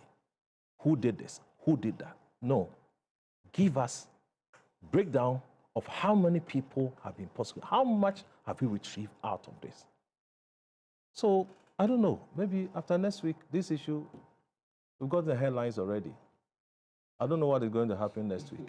It's another issue will come up. And this will go over. Right. Lawyer Shak. Yes. As a country, we're having a problem with rice. There was what we call the dry spell period. And in wanting to solve this, government comes in to help buy about 34,000 metric tons of rice. Now, in doing this process, there are some people in there who are not thinking of the national interest from the report, but they are thinking of their personal interest. So at the end of the day, they only distributed 24,000 metric tons, and to date, the 10,000 metric tons has not been distributed. However, they have been fully paid for this. I'm saying this because this happened under your party's administration. So what it means is that somebody somewhere, whether it's an NPP member or not, or a neutral, which I've been told that neutral is also a color, out there, who has benefited from that 10,000. And he's been working free until this report comes out. Again, I ask the same question I asked Dom Levo. Are we going or are we coming? Thank you. For me, regardless of party colors, if it is proven that you have committed a criminal offense, you ought to pay for it. It doesn't really matter on whose time these occurrences occur. And as you said, you may not actually be able to attribute it to a politician, maybe a civil servant or a public servant who might have done this, but it doesn't really matter. But I agree with my friend that ultimately, if you are a politician who is a minister over there, you are head of policy. It is your policy that civil servants is implementing. So whatever you have to sign, you have to do your due diligence to make sure that what you are really signing is there. But as for the civil service, I am not sure that now that we are finding out that civil service is really a problem. Because there was this famous British sitcom called Yes Minister, and it later upgraded to Yes Prime Minister. I think the certain days back, 1970s, 80s, about the friction that have always been in play between civil servants and politicians. I recommend every minister to go and watch this particular sitcom. In that sitcom, it demonstrated that civil servants themselves believe that they are the actual government. As for politicians, they are driven by self-interest and then a short period of hairlines. And once the hairlines change, they shift. So the real power from that sitcom, I suggested that the power really sits with the Westministers. And sometimes they have learned how to even get politicians to sign things they do not want to sign. They send them alternative, they explain alternative to them, and then drive them towards what they really want them to sign. Or they will catch them at the 11th hour when they have no choice than to sign. Or just say stories that will panic them into signing. Movie like this can help our ministers to really know that it is a problem to deal with the civil service. Having said that, I've listened to Dom Levo as well, and some of his interview elsewhere. I think the real problem is our lack of appetite to prosecute anybody that the audit report usually reveals. I don't believe I disagree with him here. I don't believe it's lack of law or absurdity of the law, or the law is not structured in such a way that people cannot be prosecuted. This is where I clearly disagree with him. I agree that there's lack of appetite on both sides to really prosecute properly. Not the law. Because chapter 5 of the 1992 Constitution is there. I disagree with him. It's there for safeguards, and every democracy needs those safeguards. He gave example about Britain and America, where we have some similar laws. I just wanted him to mention those laws because it's not true. The mantra has always been that if it is because of one innocent person has to go to prison, then let 10 people be set free. They say so because freedom is valuable. That is why every proper functioning legal system, you have to prove beyond reasonable doubt when it comes to criminal something. So I was thinking he was suggesting that we should just make a balance of probability. If we make a balance of probability, most of the things they were talking about, this aura, we have found this number, we have found this number, when they were in opposition, we would have probably prosecuted people who are even innocent. Because see us asking them to bring the evidence and prosecute these people now. I mean, I will welcome anybody who are taking one city from the Ghana government during our administration, who didn't belong to him. And if you can establish the evidence, why can't you prosecute somebody? But if you exaggerate and lie when you were in opposition, and you've now gotten to power, this is where you are struggling. It is not that the law is difficult for you to prosecute. It's not that the law has taken the size of criminal or supposed criminals during the MPP administration. It's because you exaggerated. And now you even have contradiction as to the figures you have. And some of you will point that, oh, it was so and so who brought this particular figure. It means that all these things create unnecessary perception and others. So if now we have a proper audit report that has revealed that somebody was given so and so bags of rice to distribute, when those distribution has not taken place, is that difficult to pin it down to the person who finally received the rice? No. And if you have the evidence that rice was given to someone to distribute and the distribution never takes place, how can you say the law cannot pin such a person down beyond reasonable doubt? I doubt it. So let's stop exaggerations when we are in opposition in particular and look at the realities. And as my brother Rachel said, going to parliament, reciting them, you only invoke you only invoke people's emotions. Well, how about doing actual prosecution? Then when you come to parliament, you tell us, apart from reading the report, you tell us so and so has been indicted. We don't have such a story. So this is why maybe sometimes we just leave it aside. So I hope that this current minister will not just leave it that way. You will actually take steps, because from what the Mlevo said in the past, if we do not prosecute, people will continue to do it. We have to provide actual deterrence.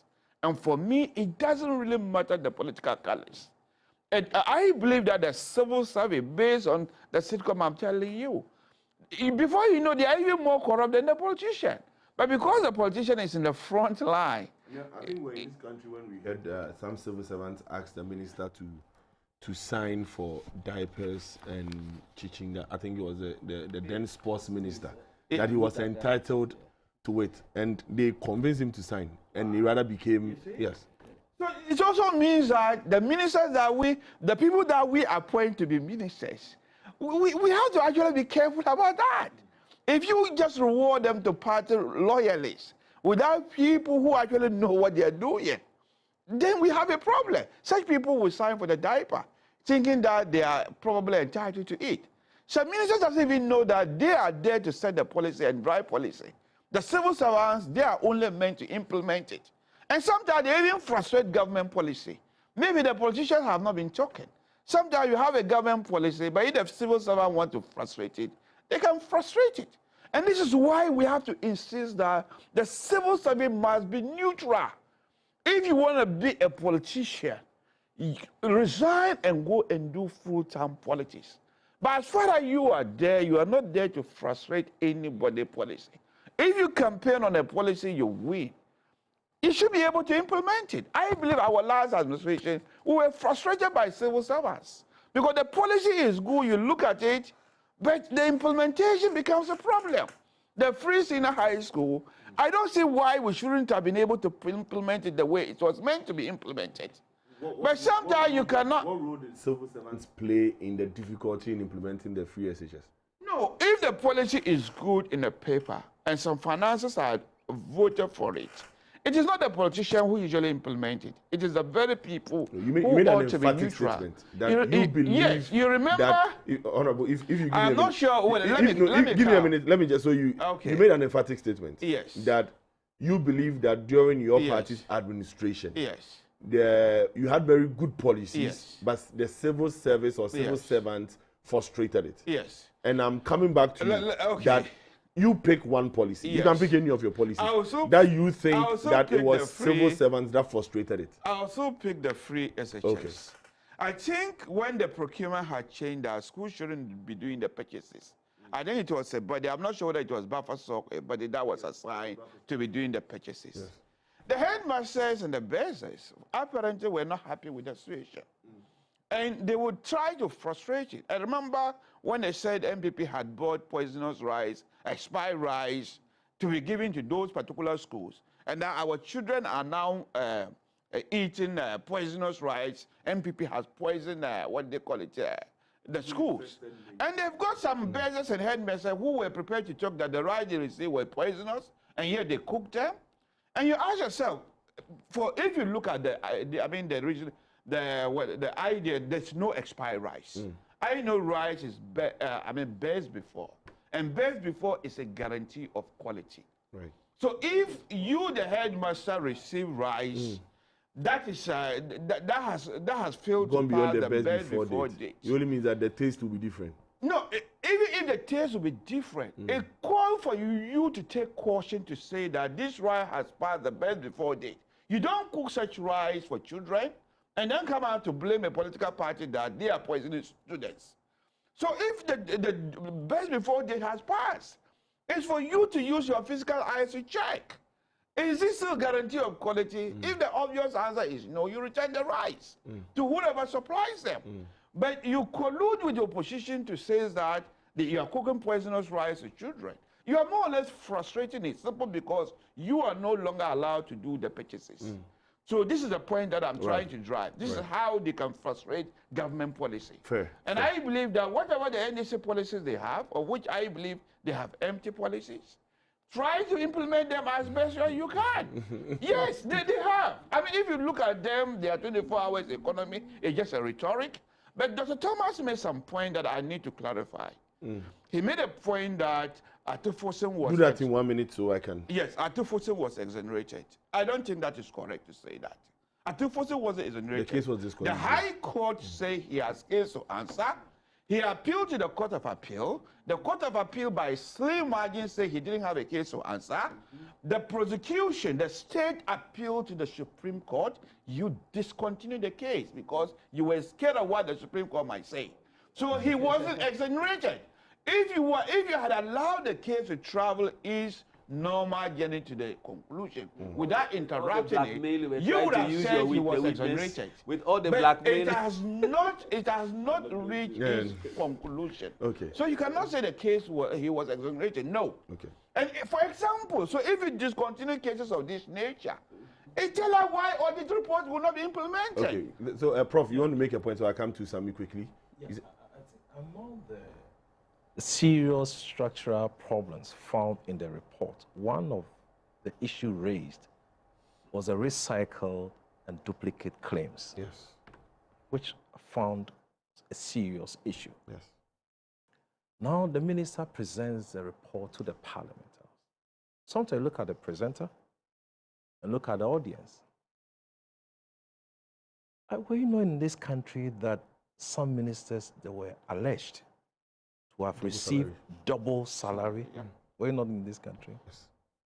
And was talking to the same people who were there. It's not ironic. Very. Yeah. Very. That's Nice one. Sami, so I'm reading the conclusion of the statement to Parliament, paragraph 48. It says, Mr. Speaker, 40. Mr. Speaker, this audit has exposed a rotten system designed to fleece the people of Ghana. 49. It reveals not just lapses in our public financial management architecture, but a pervasive and systemic plunder of the public purse, a culture marked by the fabrication of fictitious claims, the resubmission of recycled invoices, blah, blah, blah, blah. Then he says in 51, Mr. Speaker, the Minister for Finance has formally referred the report of the Auditor General to the Attorney General to bring to account those responsible for this rape of the public purse, those who abused their offices, colluded with contractors, falsified records, or attempted to loot the public purse through the back door will be held to account.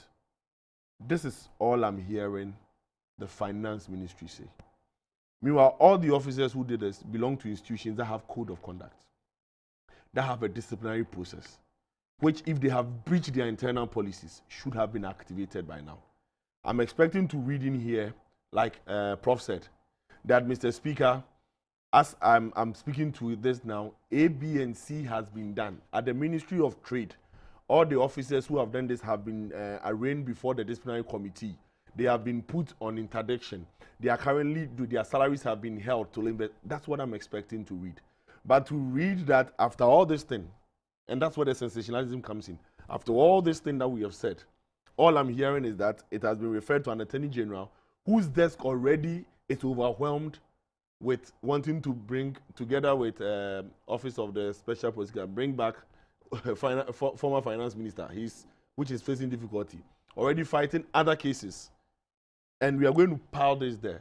Tells us straight away that we are not going to see this end by 2028. Anti-corruption. Yes. So, we are all saying that we should see some action. We should see some enforcement. And part of that action has also got to do with redesigning our system, or ensuring that whatever system we have works as it is. We have the Ghana Integrated Financial Management System, right? The GIFMIS. And we said all payments have to go through GIFMIS. Yes. Can we enforce that? There have been times where we have had conversations with some officials, and they say, oh, well, we didn't have internet, so we made the payment, and when the internet comes, we'll upload it all onto the GIFMIS. It doesn't sound right in my ears. Can we look at implementing this? Can we look at our checks? I mean, how is it that 100,000 metric tons of maize is paid, 11.9 thousand is delivered, and yet the company is paid? Who signed off? No, first, who verified and signed off? Are we? Ghana Anti-Corruption Coalition did some monitoring some years back in the Sehiri area, right? And we picked some contracts that were being done. So we just picked one. It was a community that was based in the forest. So we thought, okay, let's go see this school. Now, on paper, about 80% of the amount had been paid. When we got into the community, even the land was not cleared. So we took pictures, we returned to the assembly, showed it to them, came back to Accra. After 3 months, went back. Now, when we got there, there were 2 trips of sand. And the people in the committee said, well, when the contractor heard that we were coming back, he brought those 2 trips of sand. We took pictures, went to the assembly, showed it to them, came back to Accra. After another 3 months, when we went back, the school building was up to roof level. We took pictures, went back, showed it to the assembly, and then the works engineer said, no, this is not the type of roof we are looking for. Then right in front of us, called the contractor. By the time we went back, the school building was completed. Right? Which means that there is some value to verification. And indeed, we need our officers to get up, go to the field, verify these things before payments are made. So for me, it's all about our system. And we are talking enforcement. In fact, Prof mentioned accountability, enforcement, and policy response. Let's look at enforcement as against the fight against corruption in Ghana. And I'm looking at the Corruption Perception Index.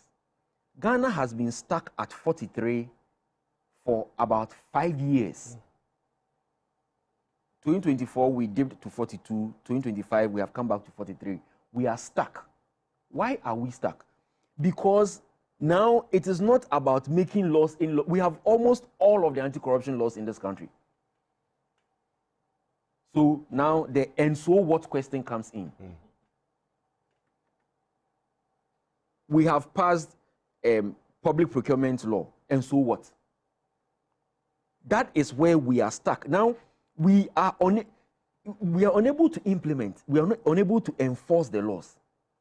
And so we are stuck there. We are still looking at how can we make any more laws?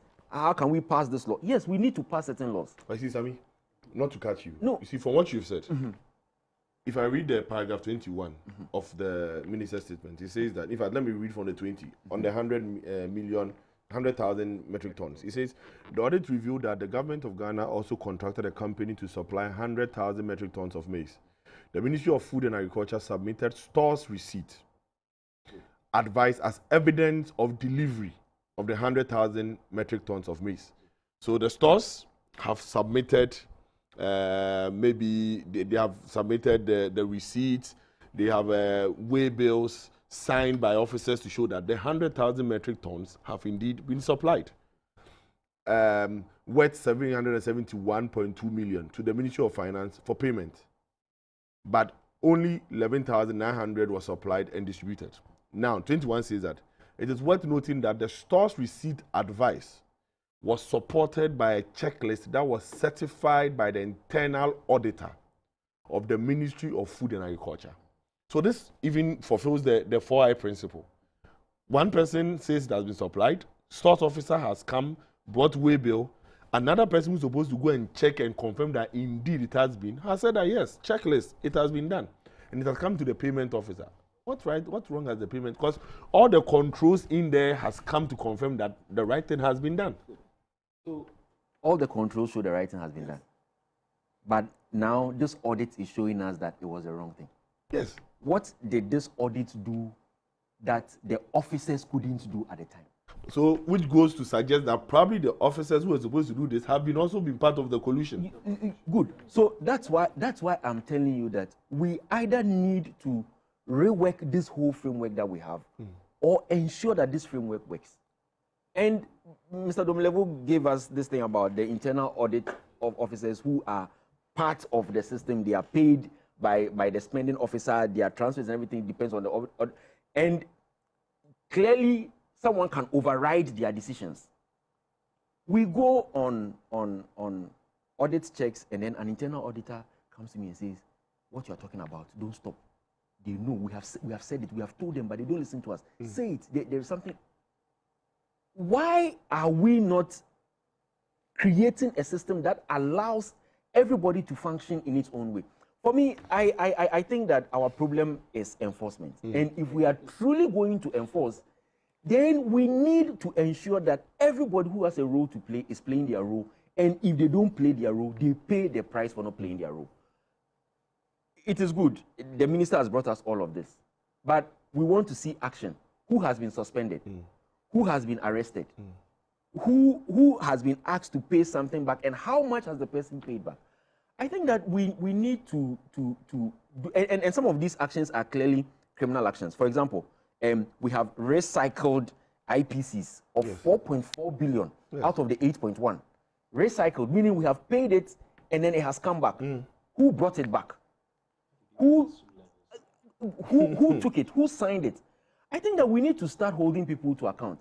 And in holding everybody to account, we would then start sending the message down that, no, if I do this, I'm going to get into trouble, and so let me do what is right. But if nobody is being punished, then we will come back and we'll say, oh, it is the civil servant. No, it is the politician. No, it doesn't matter.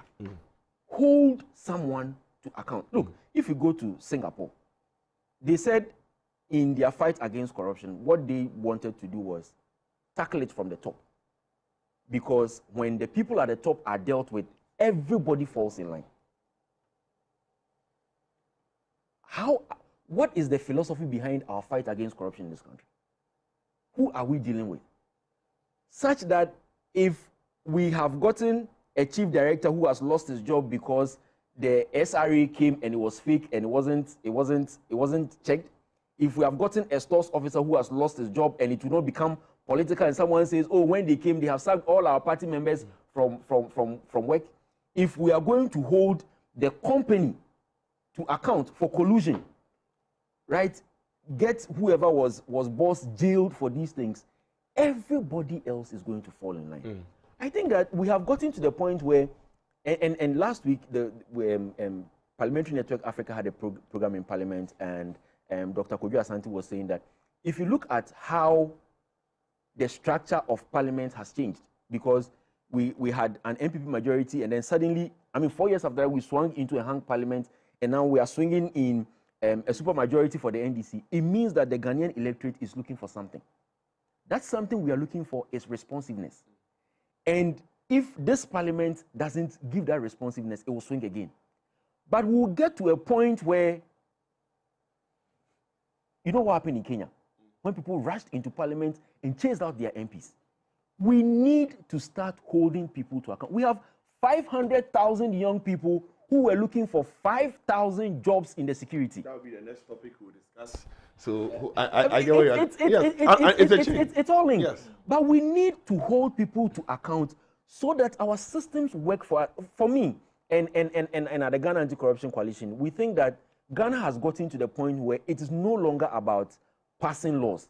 Let's enforce what we have. Right. Let's make people account for their times in office. Let's punish people for doing the wrong things. And of course, in punishing, let's hold back all of this partisanship and they are my party member. Because one of the reasons why we are not punishing anybody is also the extreme partisanship. Let someone lose his job today, and then the next day on radio it will be said, oh, he's a party member and he has been dismissed. Like how we are pulling Muntaka now, trying to professionalize the security service, and people are saying, well, we are the grassroots and we have to put a stop to these things so that we can enforce our laws. Thank you. Thank you. Otherwise, we are in trouble. We are in trouble. Doc. You see, this is a report, a statement the minister came to make. For sure, in the entire report, the audit team that did the work is supposed to give recommendation based on our laws. And this is where I would like to join Dovlevu and other panelists here for calling for the administrative sanctions to take place first. Definitely, if you are indulged in something like this, you must be called to book first before the criminal part will take place later. So let's go back and look at the complete report of the audit to see whether that is missing in it or not. If it is within it, then we can all call for. So you, the anti-corruption agent people, look for the entire report, see whether the auditors who did the job have recommended the administrative sanctions, whilst we wait for the criminal sanctions to kick off.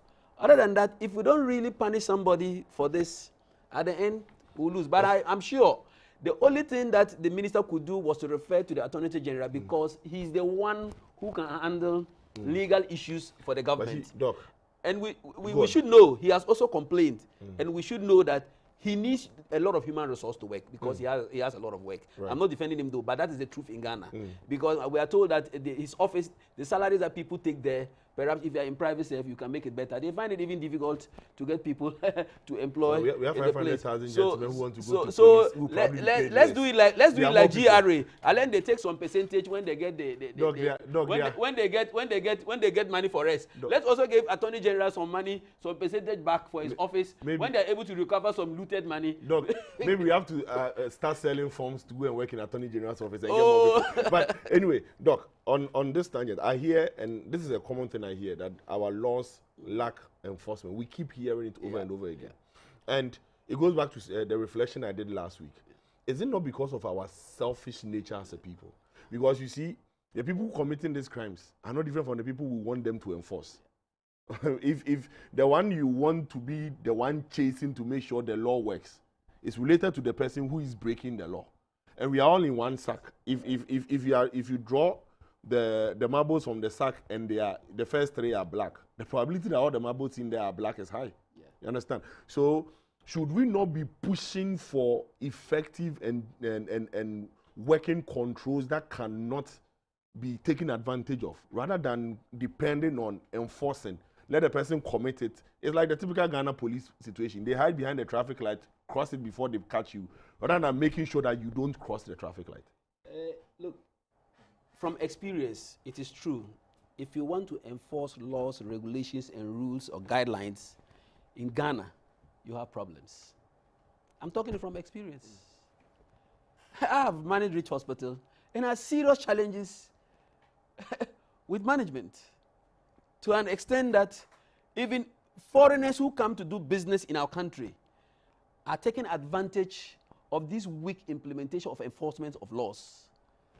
I can give you the example of the company that recommended to the minister that they should remove me, that built the Rich Hospital. I had to scrutinize all what they were doing and found out that over 3 million something worth of items were not procured. Wow. I was on TV3 on it. When government changed, what did they do? They want to tell the minister, I'm not fit for the position. The minister said it on air, that they made the recommendations because I was trying to enforce that whatever was to be implemented, whatever was to be procured, should be procured. But Ghanaians were working with them. And they knew this, and I had serious challenge with them. They all connived, take me out of Rich Hospital. That I'm incompetent to manage the place. Ghana, if you want to be a very strict person in implementing policies, you see that you'll be the only one standing, and people will work against you. That is the culture. And we need to change this. We need to put people who do not fear of leaving their work. Like he's saying, if the auditors are hiding and telling you, we told them not to sign this, we told them not to sign this, why won't the auditors form an association against corruption and deal with any administrator who refuses to take their advice and rather plunge the country into problems? It's because the auditors too fear that they will lose their job. But if you lose your job dignifiedly, in a dignified manner, I tell you, you get a job somewhere. That is what I would say. No, we shouldn't fear, auditors shouldn't fear. No. Why should they fear to call the shots? Did I fear to lose my position when I was doing it? Maybe because of your where you were, it was easy for you. No. Even the consultants who were monitoring the process of the building of Rich Hospital, they had serious problems with me because of that. They had it, and they know it. They know me, and they know me very well. They had serious problems because you want to insist on this. The doors, some of the doors were supposed to be fireproof. They had to change them. I went and brought a specialist in work safety to come and assess the safety of the hospital. He gave recommendations that this thing must be changed, this thing must be changed. We spend money to do that. I got problems with people because every consultant who come would pass it. But when I brought an independent consultant, he came and said it's not correct. They have to change certain things. And up till now, some parts of Rich is leaking. We had to let them change it. You see? Doc, these are the realities on the ground, right? These are, and I'm not disputing it. Yes. I mean, you go somewhere, you introduce yourself as anti-corruption coalition, people are looking at you like, yeah, who are you? These are the realities on the ground. But in that police example that you gave, where we are hiding behind the traffic light, waiting for you to cross before we arrest you, if that person who is crossing the light, if we have had 3-4 people arrested for crossing the light, when everybody gets there, everybody would slow down because they know, okay, then it means that we have policemen here waiting to see this. This is what Skinner has said in his psychology. But you see, the truth of the matter is now you are putting the trust in the person and not the institution. No, you see, we have to get to a situation where people know that the law would bite, and so they would look, the difference between us blacks and they the whites isn't that we are indisciplined people. It is simply because over there, when you cross the traffic light, by the time you get home, a bill is waiting for you to pay. That's the wrong understanding. I think what has been done there is from day one. The lawyers say from ab initio, the little child has been made to understand that it is wrong. Investment in education has been made to understand from day one. No. They've not been told that red means stop. Yellow means get ready. Which also brings me to this. Are we saying that anti-corruption education is new in this country? No, it's not new. Last year alone, Ghana Anti-Corruption Coalition went to 60 districts in this country, talking to everybody about some of those behaviors that constitute corruption.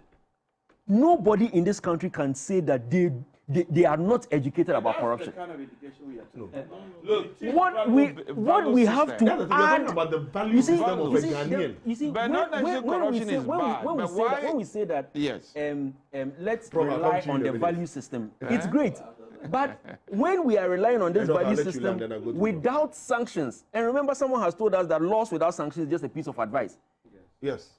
We need to back these things up with sanctions. So for me, it's not about changing the values. Yes, let's change the value system, but then when there is a big stick hiding there, making sure that everybody will fall in line. Look, we have gotten to the point where we need to sanction people. We need the law to bite. We can't hide behind there is no education anymore. Who doesn't know that fraud is wrong? Who doesn't know that nepotism is wrong? Who doesn't know that conflict of interest is wrong? Who doesn't know that? I'll let we know all come. these things. Almost But landed, so. let us sanction people for engaging in these things. Otherwise, then those of us who are standing for corruption would always stand alone. So, Doc, you can learn for me. Corruption is a very entangled business. The people dealing in it, they know where to touch. They know the bottom to press.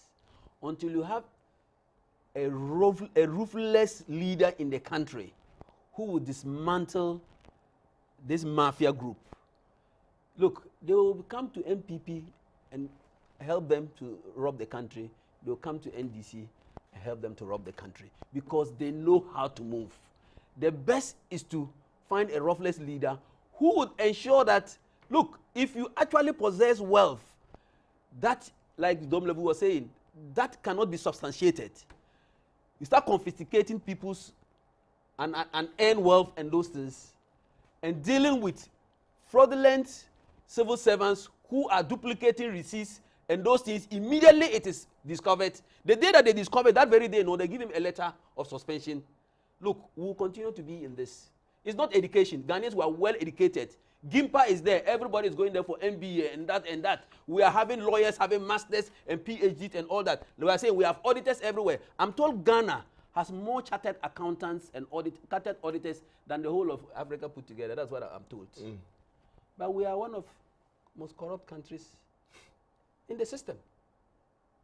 Whilst other countries give serious punitive actions to corrupt people, why are we so corrupt? How can I have an auditor in a district assembly who are seeing that this is not correct but cannot talk? Write your report and send it to your headquarters. Write your report, send it to your headquarters. Let your bosses call them. And tomorrow you do that. Your colleague in another place does that. But what is happening? Perhaps they are also part of the collusion. Value system. Yes, they are part of the collusion. So it's a culture that we have in Ghana that is going to be difficult to break, except that we bring in laws. They become victims. Prof. Someone writes this thing and he's removed from office. Prof, let me defer to you. No, Prof, good. We have become victims of all this. That's what we find ourselves. And I'm surprised Honorable is complaining. When a government is changed, you have all the state powers to do whatever you have to do. No, we are looking at generic issues here. But I'm saying that when a government is changed, it's changed for so many obvious reasons. And a mantle is given to another to run. When we get to that space, you have all the powers, the states, to support you to pursue your agenda. Talking about, we don't need education. It's fine, I understand. We've been educated for several levels in Ghana here. It is, yes, education important from your childhood to a level that you think you'll be on your own. It's important. We can't discount that. It's a commitment of an administration and individuals within. You gave a very good example. A policeman waiting for you to cross. Very good one. Go to 37. The seats, the presence, the traffic light. You have children who are there, who are begging for money. A policeman is there. A lot of police people will stand by. If I make a mistake and knock someone over there, what happens to me? It's a practical thing we have. You're going through. Who is to enforce that law? Sometimes when you walk, you are driving on the streets, see how many people are selling. Ministers will drop their windows and buy items. We all do. Who is to enforce that law? In terms of we can give President a lot to you. So the one in government is complaining. Me who is not in government also complaining. So who have the situation? And it goes back to our culture. We've become, I mean, Ishak, you see, the point I'm making is that, and probably I'll just do a last thing, then we'll take a quick break. But the point I'm making is that it's not like in this country we have not jailed people who have stolen from the state. Yeah. We have. In fact, we have even lined people up that we assume have gotten wealth illegally and shot them. And shot them, yes. But it still didn't stop anything. Yes. We are still doing it. So then it tells us that it is something deeper than that. Perhaps it's in our DNA. I agree. I'm not saying that sanctions is not good. Sanctions is good. All of us, I mean, once you know that, I mean, everything we are doing on this earth, whether you're a Christian or you're a Muslim, a lot of the good we are doing is because there's a certain sanction at the end. Either you want to go to heaven or you want to go somewhere. So there's a reward or there's a sanction at the end. So sanction is good.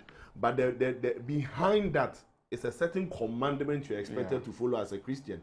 If you follow those ones, you don't fear the sanction. You understand? So rather than thinking of enforcement, let's, as we are strengthening the enforcement, let's strengthen the institutions that are supposed to also prevent the action in its first place. That's basically what I'm asking. Okay. I'm sure you agree with this. I'll come back to you on this one. I think when it comes to corruption and religion have actually failed us woefully. Because if you look at our institutions, usually the most corrupt people are given front seat, either in the mosque or in the church. Because they have deeper pockets who can make... Yes, they have deeper pockets that can make contribution. And usually when their names is mentioned, the Fatiha is even louder. So if you're Muslim, you understand it. Fatiha is the beginning of the... So for me, religion has failed us.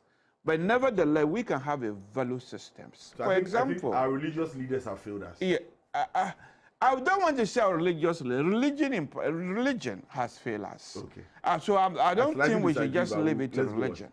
But I think there is a value system that we can teach. For example, people largely believe that countries like Japan, they don't really have proper law enforcement of these things. But it is a value system they have implemented and it works. And this boils down to some debate we used to have with my student, whether international law is really a law, because the enforcement is largely not there. Last week, I think we discussed it. Especially with currently when Trump said, listen, I don't follow international law, I follow my own morality because of lack of enforcement. So for me, countries like Ghana, we need the two to go together. And for our generation, it's almost too late because I think we have become so corrupt that nothing thought can change us. I've done social experiment with my students. Sometimes they all agree corruption is bad. But if they are recipient of the corrupt money, it's good. So for them, their corruption is self-interested. If I receive, then it's not a corruption, or it's a good corruption. And the civil service we were talking about, I've got a friend who is famously criticized for working in the Ministry of Finance for so many years, but he hasn't got enough money. When colleagues of his are getting a lot, people of that nature should have been praised by society. But they tend to see him a failure. Yes. But meanwhile, some places in family meetings, these are the people they need to celebrate. Will sit on the Friday exactly. While the others are giving so for me, we need a combination. Value system from the youth. As I said, our generation is too late. And then proper enforcement. So if the person lacks the values, then the enforcement will do him a reset, if I can borrow the NDC way. Right, thank you. Sami, I understand you take leave of us during the break, so probably your last word. I know you are the anti-corruption person, so speak to it. Well, so I would want all of us as Ghanaians to come to this understanding that corruption hurts all of us. Nobody benefits from the corruption. In fact, even the political parties themselves are affected by this corruption because there is this seeming trend where people with questionable sources of money are taking over political power. They are themselves worried, but I mean, outside they don't speak to it, but it's a cause of worry to them. So corruption hurts all of us. And I would want all of us as Ghanaians to understand that if we do not stand up and demand that corruption is dealt with, if we do not demand accountability, it's going to affect all of us. Right. This issue where all of us are suddenly trying to find private solutions to public problems has got to stop. I like that. Let's push the state to deliver what it has to deliver, and that would come with ensuring that people are held accountable for their time in office. But lastly, also, I would want to tell all of us Ghanaians that all of us should make sure we resist corruption, we reject corruption, and we report corruption. It is something we have to commit to doing, regardless of our party colors. Look, when you are sick and you get to hospital and there is no bed, you will not be told that because you are an NDC man, suddenly we are doing magic to find a bed for you. Or because you are an MPP man, we are going to find you a bed. People have died even before the planes landed in Accra for them to pick another plane to go outside. So let's ensure that we are enforcing our laws. Let's ensure that we are putting systems in place that makes people account for what we give them. And I believe that if we hold out accountability, regardless of party colors, we are going to have some good done to this country.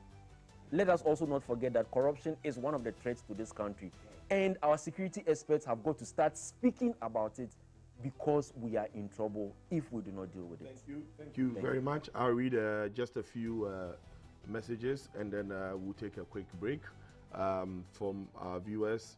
This one says, dear host, corruption is real, and it is part-time jobs where people were engaged or employed to make money for themselves and cronies.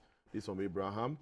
This one says, good morning. The former Auditor General, Mr. Daniel Domlevo, has said it all. All proposed legislations, including sending corporates to be tried in court and lifestyle audits to curtail corruption, should properly be put in place by passing them into laws for implementation to deter future option. Your message is a bit long set, but I think I've read a portion of it.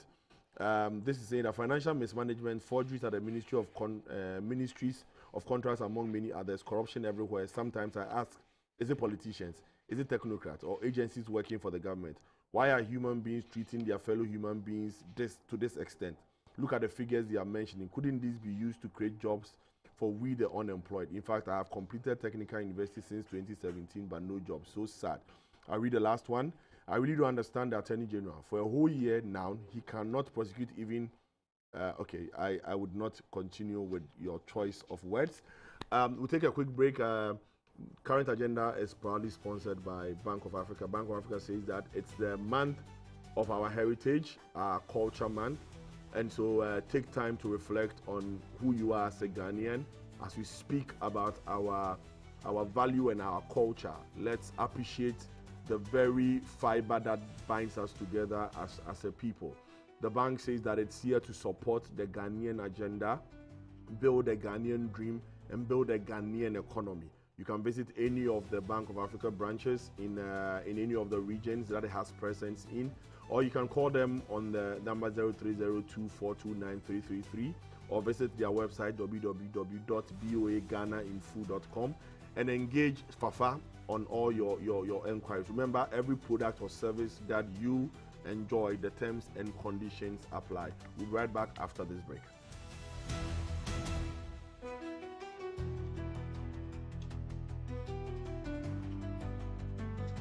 Back and stay safe. The National Petroleum Authority is cautioning the public to desist from scooping or fetching fuel from overturned fuel tankers at accident scenes. Do not get closer to the scene in an attempt to take videos or pictures. Inhaling the petroleum product is detrimental to your health. Worst of all, petroleum products are volatile and highly flammable, and a small spark can trigger a catastrophic explosion, causing deaths and loss of property. Call the Ghana Fire Service or Ghana Police personnel to handle the scene, or reach the National Petroleum Authority's contact center on 0302 550 380. Your life is worth more than a gallon of fuel. This Save a Life campaign is from the National Petroleum Authority. For decades, we have helped businesses connect with their trade partners all over the globe. From Ghana to Burkina Faso, Côte d'Ivoire, Benin, Togo, Senegal, China, Morocco, France, Netherlands, and many other countries. We have made it possible to bring Ghana to the world.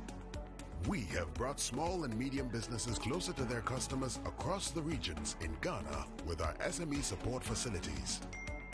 We have brought relief and smiles to the faces of families with our employee personal loans. With our cutting-edge technology and digital support, we take the burden of complex thinking off you, making life simple. That is who we are, as close as a partner. Bank of Africa, we are indeed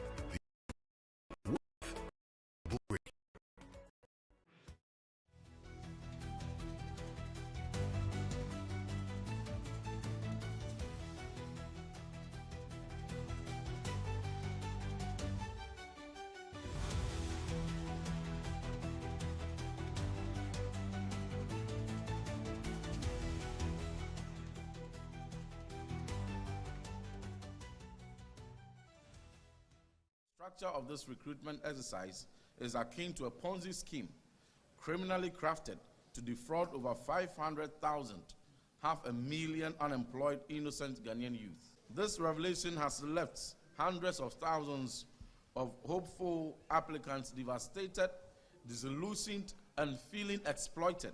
The fundamental question that must be asked is this: if the government intended to recruit only 5,000 personnel, as the Minister for Interior disclosed yesterday, why should the government go ahead to overpromise and lure over 506,000 unsuspecting young people to go through this costly and emotionally exhausting process? It is most unconscionable. Even more misleading and exploitative is the decision by this government, politically motivated decision, to increase recruitment age limits from 25 to 35 years. So as they were expanding the age limit from 25 in the previous state of school to 35, the signal to the whole Ghana is that now there's more space. So even additional 10-year older people can apply. Responding to the plight of the 500,000 potential recruits who have been scammed, we demand the government must refund the application fees of 220 cedis per application form to all applicants who were disqualified. As we speak, we still have 105,000 that have qualified for medicals. When in actual sense, the total number that we can now take after medicals is 5,000. So we still have a huge challenge. But gives us the present instruction that, look, those who qualify and pass medicals, let's keep the data. This is the first phase. We are hoping that maybe later in the, because remember this current recruitment that we are doing is a 2025. Hopefully when we are out of the IMF, we will do the 2026. So we'll pick from that same data. Hopefully, if maybe it's past 6 months, then we can only ask them to repeat medicals, but not to start repeating the process all over again. So, fellow citizens, I've heard so much criticism and why this, why that, and I told people, let's assume that I said that, look, that may be a very bad example. We are going to see this recruitment to only media people. Let's say that only media people will be recruited. You and I know, from the left and right of our country, the media people will have, they are more than 5,000. What criteria are you going to use to get 5,000 out of that, more than 5,000? Okay, welcome back. Welcome back from the break. We are going to discuss the recruitment issues that has come up within the week. The Minister of Interior notified us that there were a total of about 500,000 applicants for 5,000 slots. That's basically 1% out of the number that applied. And it's brought a lot of brouhaha from the different divides. From the ruling NPP, the grassroots are saying that this is their time. They should have been the ones considered. The minister is saying that the recruitment is being done professionally and not on party grounds.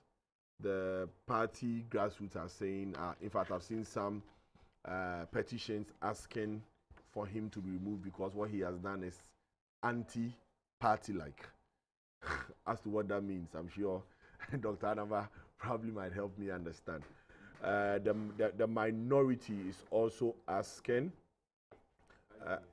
Yes, there are some petitions I saw yesterday asking that he should be moved because he did not give the 5,000 slots to NDC people, and so they should be moved. We've also heard the minority in Parliament asking that for the 495,000 that were not recruited, either a reimbursement of their application fees in full or in part be made so that it does not become an avenue for generating funds internally. So these are the issues we are going to speak to. We have in studio Kutin. Kutin is a brother. He's replaced the Sami from the anti-corruption. Kutin is the executive director for Africa's Center for Security and Counter-Terrorism. If you remember the report that Sami made mention of earlier, that some of the things that can cause unrest, aside the issue of corruption, was unemployment. Unemployment is a serious security risk to this country, and so it's fair that we bring in someone who has good understanding on that front to discuss what we stand or the risk we stand as a country because of this issue. So, Emmanuel Kutin, good morning. Good morning, Kojo, and thanks for having me. Right. So I'll go straight and start with you. We've discussed this issue before. I think the last time we discussed this was when during the military recruitment, when the young men and women were made to come assemble at the LWAC, and some ended up losing their lives. Yeah. We asked this question. I'll ask that question again. If we know we need 5,000 people, why sell forms to 500,000? Why not allow 500,000 apply? And when the 5,000 are successful, you let them pay for what they are supposed to pay for. Thank you once again, Kojo, and very good morning to my senior panelists. Lawyer Shah, it's been a long time, and Baraka Desala in advance. And I'm meeting my senior brother for the first time. I'm humbled and honored. For Dr. Naba, he's an inspiration. And Doc, nice to be here. In fact, Kojo, before I answer your question, let me use your medium to wish all Muslims across the country, and by extension the world, Baraka Desala in advance. I think some few days to go. And then I also want to do a shout out to my big brother, Boris B. Boris B is doing something very fantastic for this country. If you look at the revolution of pottery in this country, especially the local pottery in this country, I think he's at the forefront of it. So, Dr. Lawyer Shah, I'm appealing to the Muslim Brotherhood in Ghana to patronize Boris B during the Eid. I will pay, because we come here, you don't pay us, but let's do it. You see, this is somebody who is so nationalistic, and he's created a lot of jobs for the youth in the pottery industry in Kumasi. I think for over 2-3 years now, I've not met him. I always see him on TV. The last time I saw him with the president when they were launching the Nkoko and Kitinkiti. So these are people we should give shout out to and encourage them, because we are talking about youth and employment. We should encourage our youth to go into agriculture. And he's not only in Kumasi. In Accra, Takra, the major cities, you find Boris B chicken. Very Ghanaian, authentic grown chicken. Having said that, shout out to my people in Sabuba. In fact, the question you asked, I think this is one of the biggest questions for the gods to answer. And I will say that, Doc, the state has simply failed the youth of this country.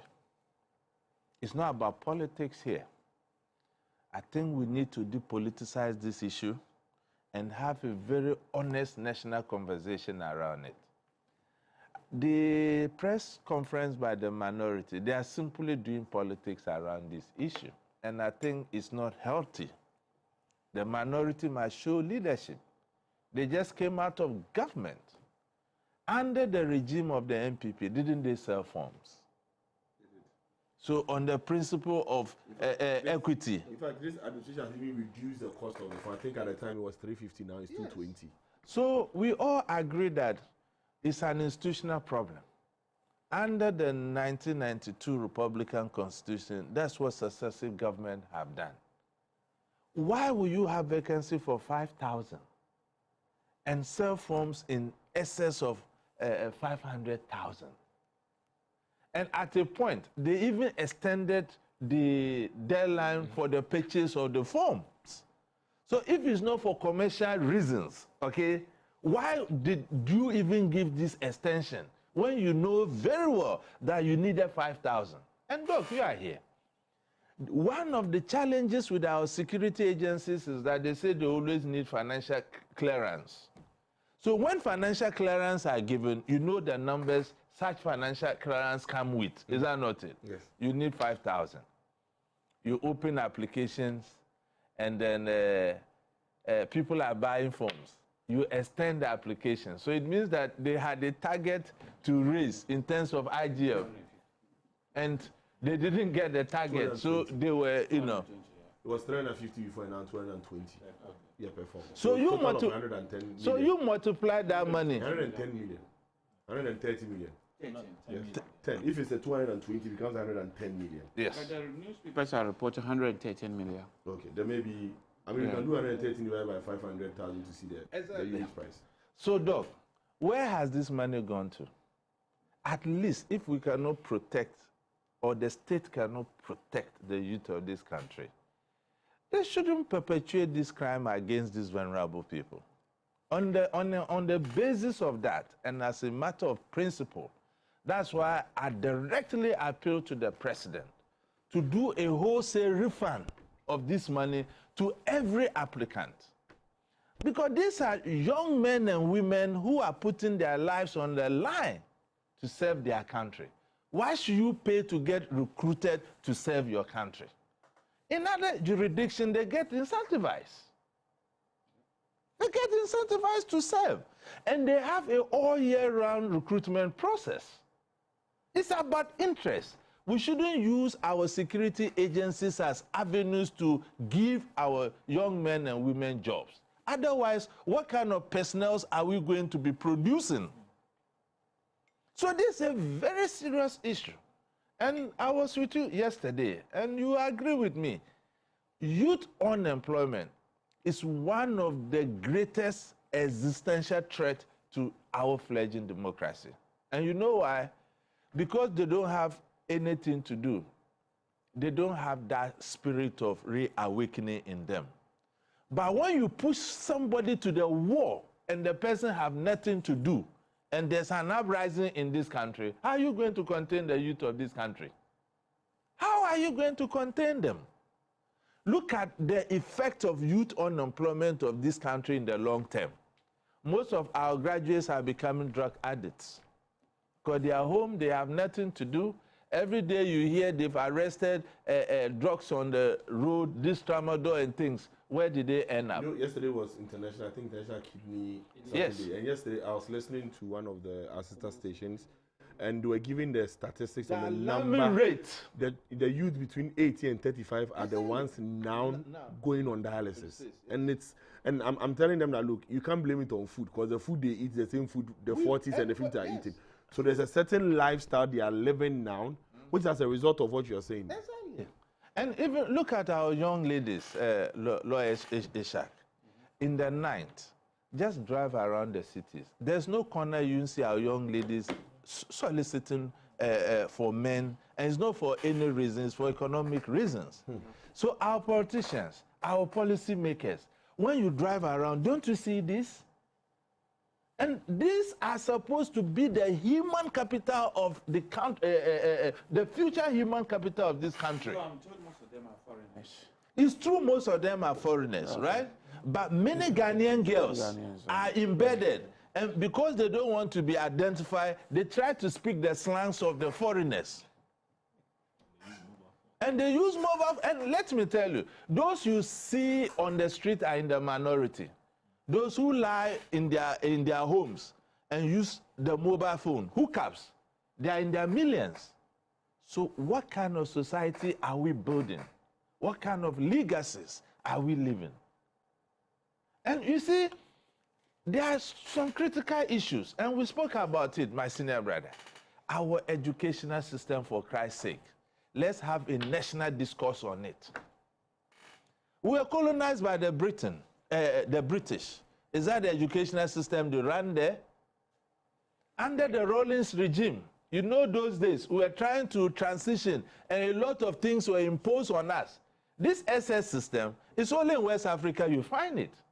And unfortunately and regrettably, when you even complete university here and you travel abroad, they don't see your skills to be properly honed. Either you make a top-up or you start afresh or you risk going to work at the factories. Even our doctors and nurses, you have to do top-ups. Is that not the case? Look at the old system. That was the beginning of it. I don't think the top-up is still the case. Yes. For the medicals, the nurses, they do. I thought you were talking about the SSC. No, I'm talking about when our graduates from the universities, they travel abroad. Okay. And they are seeking for employment. Okay, in the nursing and other things. For adaptation, almost every country. If they come to Ghana, they also have to do adaptation. No, you see, we call it adaptation. I think the medical field is different. I'm talking about wholesale. Let's assume I'm a chartered accountant. Maybe I did my studies here because I don't have that international niche. Certain firms abroad wouldn't want me. Unless I have that international niche. They call it adaptation. All of them do adaptation. Okay. Because they would have used different standards. For example, Ghana used Ghana accounting standards. Yeah. And if you go to the European Union, they use different standards. So, yes, international standards. But once you're on the ACC and the rest, those ones are using international standards, so it's accepted. Yeah. So continue. So you see, a lawyer, the old system, before you finish middle school, O-level, A-level, university, you are already grounded for the market. We have graduates that we are producing we don't really need. And that is the critical ticking point of the issues we are talking about. You have our children, 21, 22, who are graduates. And when you put them into the job market, they are not able to perform. Look at the China scenario. They diversify and went to skill training. Look at China today. Look at the Koreans. Why are we still doing these humanities, history, whatever, business administration? Which businesses? You even mentioned it yesterday. You see most of our children going to do business administration. Which businesses are they coming to manage in Ghana? Where are the businesses? Some are studying archaeology and the rest. I don't know which rocks or in whatever Ghana. It is in Ghana. Every subject we need it. No, I disagree. but do we have? But it depends on the number. You see, and the times we are living now, we need to diversify and look at skill training. No, majority can go for skills training, but those small archaeology, business administration, especially if you study entrepreneurship as part of your business. We have one too many doing archaeology, and eventually they come and queue and are competing with banking jobs for those who want to do banking and finance. Because there is no demand for them in the country. That's the point. You see, in this country, there's always misapplication of the skills we learn in school. You see someone learn a particular subject, but it's in a different industry because transferable skills is good, but it should be minimal. Yes. It should be minimal. But if it becomes the norm, then there is a challenge and a problem with our educational system. And I also think that government across board must create an enabling environment for the private sector to thrive. And as a country, we must begin to condemn scenarios where certain businesses do well, when certain governments are in power and they don't do well, when such powers, government are not in power. And businesses must also be minded not to be political. If you run a business and you want to showcase your face to be political, you can be a subject of attack. These are the education we need to balance hand in hand. Because if we have a thriving private sector, why not? Jobs should be created to absorb this youth. Is that not the case? Secondly, they'll pay taxes for us. You see, and the entrepreneurial ecosystem, we are not utilizing it. Today, if you have a laptop, you are as good as having an office, a laptop and a good internet. In the advanced country, people are running virtual offices now. In Ghana, we have people in Ghana running virtual offices. So we need to make use of technology. This is the challenges I have with the system and what the Interior Minister did. Right, thank you. To centralize the system was a bad move. You cannot say that our security agencies don't have the capacity to recruit for themselves. And you centralize it and the politician has a control over it. What would that lead to? Political patronage. And this is a system you are starting. You should have piloted it to see the... before, it has been used before. No. Centralized system. It has been used before. When? This is the same system the previous government used. No. The same company that they are complaining No, MPP didn't use. Because according to Mutaka, he explained that this system is completely different from what existed. And he explained why. Because of time, I don't want us to... Where he's talking of the recruitment. Yes. Look, they are complaining that we are making it political. The same youth from NDC are complaining that we have ignored them. So you see, you have to listen very well. The same Afenyo Markin will stand in Parliament and tell you that your MPs are not getting their boys recruited. The same Afenyo Markins. And tomorrow is Pastor Reverend Tim Fojo will come out and say, "Oh, you are doing it political. You see, your choice of use of pastor is very, very deliberate. Diabolical. All right. But let me conclude. Right. Let me conclude. So you see, they should have piloted the software with the AI. You know that we don't have the infrastructure to deliver reliable internet. We don't. Look, many of the candidates complain that in the process of writing the exams, light went off. And they could not even access the platform. And the questions to problems. Okay, the size of a football, a basket. Yes, but you see, lawyer, let's be honest. You don't need 100% to pass an exams. You don't need 100%. Yeah, maybe it's a deliberate attempt. No, you see, maybe it's a deliberate attempt to sieve the grains from the chaff. So for that one, I agree. The challenges were the infrastructure to deliver same. Right. Thank you. Doc, when Kutin was explaining and he was making reference to our educational system, something just occurred to me. Is it the case that because of how we have shortened the period of being in school, we end up churning out more graduates frequently than in the past, resulting in having too many people waiting in the queue for jobs? No, thank you. I think even if we go to the slow one, the slow pace of training, we'll still have the same number of graduates eventually in the country. There's no link. There's no link. There's no link. Yes, the whole issue is that the country, as I've said elsewhere, lacks a national development plan. That should be respected by all parties. Okay, so the plan we don't lack, but it's the respect by all parties, because we've had as for the plans, I can pull out all the development plans. So I've just cited one thing. I think it's that part. So I like that part. Allow me to continue. I like that part. We don't have a national development plan to say that in 20 years' time, this is where we want the country to be. So that every political party must look into that plan and come out with a manifesto and follow it. Like the Americans will come in, like Trump came and said, this time I'm going to deal with illegal migrants. That is his main policy. Everybody who is not pure American, you have to leave my country. And then the rest, I have to put tariffs to make sure that other industries in other countries collapse and mine will succeed. That is a plan the government of America has. It is not Donald Trump. What he does is what America has planned to do. Even when he said he wouldn't go to war, he has come, they have made him to go to the worst war ever in this century. So to me, Ghana lacks a plan. If we have a plan, definitely we'll know what to train. We'll let our universities, some of our colleagues here are lecturers, we'll let our universities train our people towards the industries we are setting. Right. If we are going to be people who are going to do we are going to go into agriculture, we'll ensure that agric universities are everywhere to churn out people who will let us develop agriculture, like Ukraine. have a lot of universities that are teaching people in agriculture, and they are doing very well in it. If it is that we want to go into oil sector, our universities should be training people to go into the oil sector. If it is that we are going to go into the cocoa sector, whatever, do you have a university of cocoa in Ghana?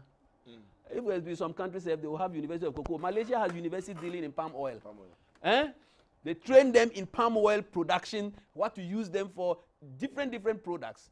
So our training in Ghana is something that is causing... We have the research institute. See, it's causing us to train out people in a very cheap way, in a very fast way, and they accumulate. Like you were saying, yesterday I said it. Everybody who has no job would like to go and continue education because we don't have skills. You want a good POP, designer for your house, you have to go to Volta region or Togo to bring somebody. You want somebody to repair an air condition from you. Look, you struggle to get. Meanwhile, these are jobs, these are jobs that people can make a lot of money.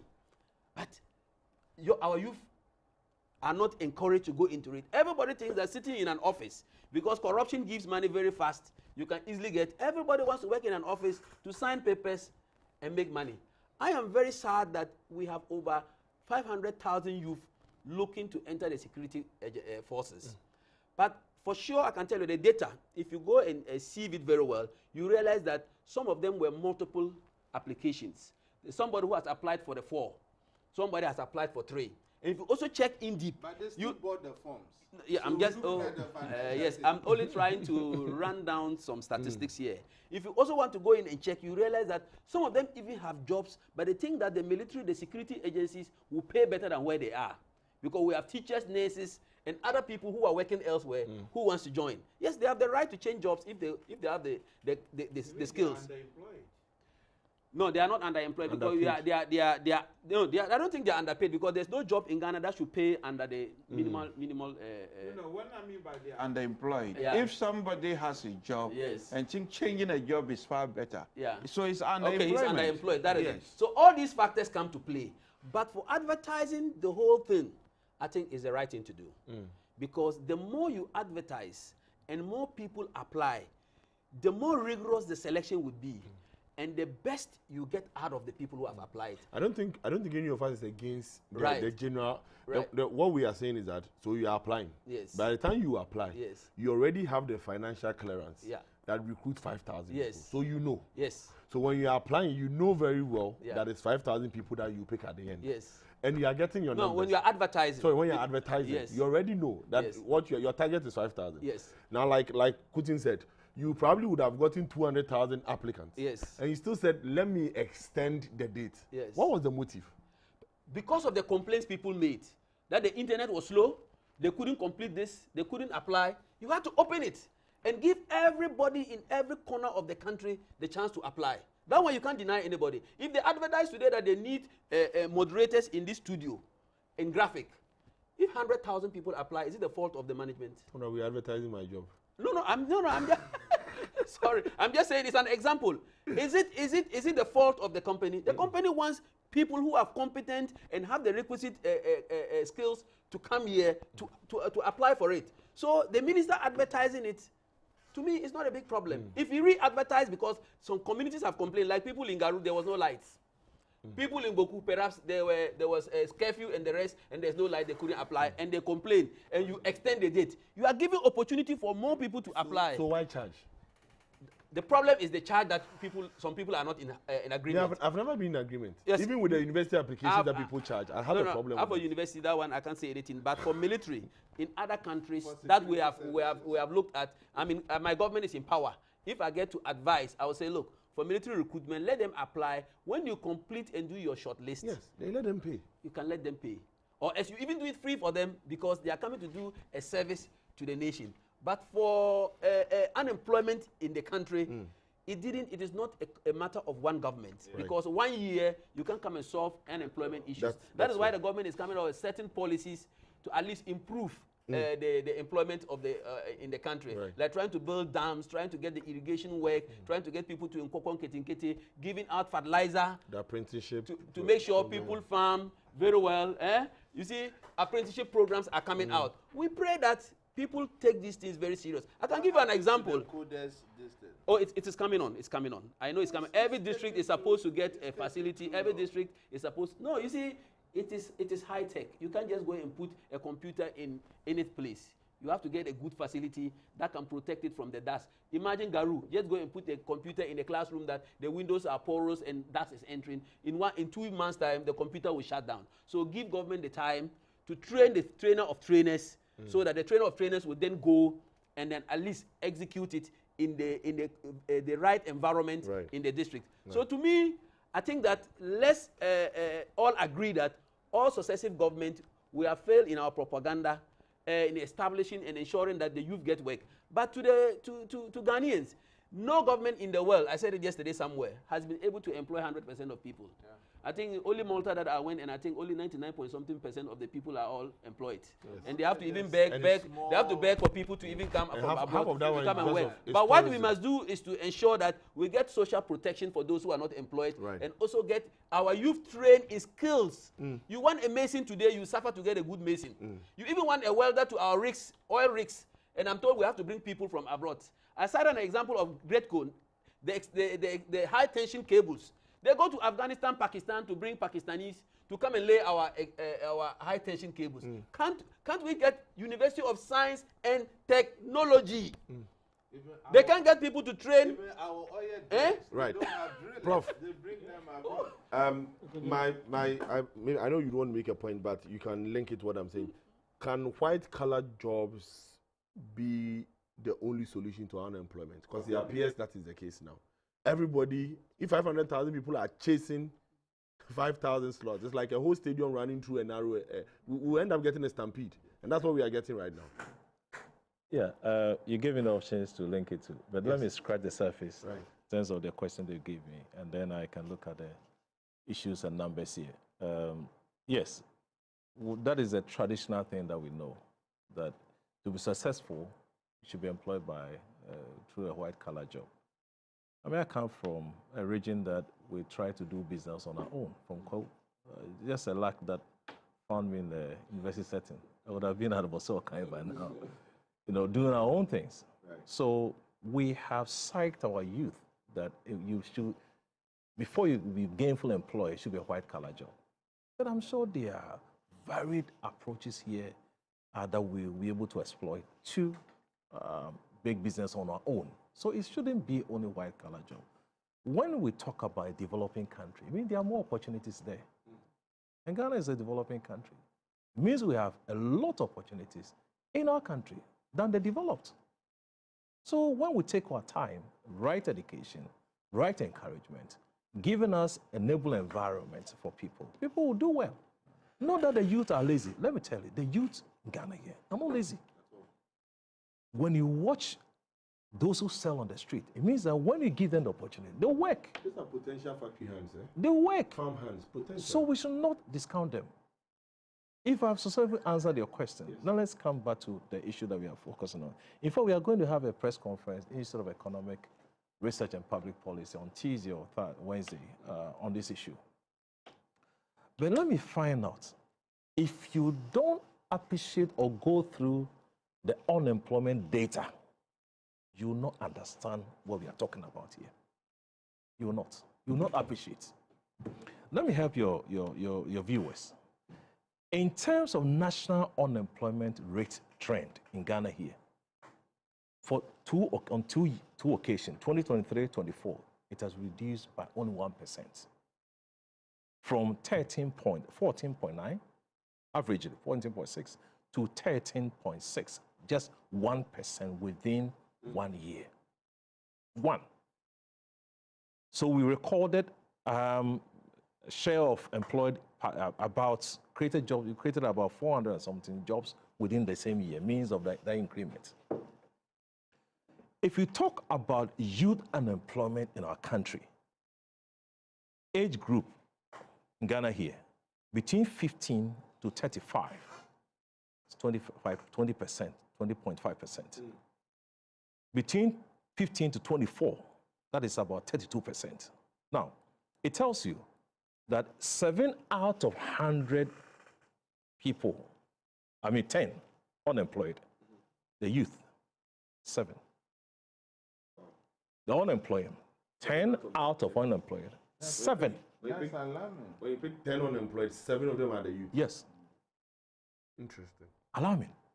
And if you talk about youth, I mean population that are not one unemployed, not in employment, not in education, not in training, the group, the brackets. That's idling. Just idle, unemployed, not in employment, not in education, not in training. Between 15 to 20, it's about 25.8%. And then 13 to 25 is about 22.4%. So it tells you a significant share of the youth are found in there. Doing nothing. Doing nothing.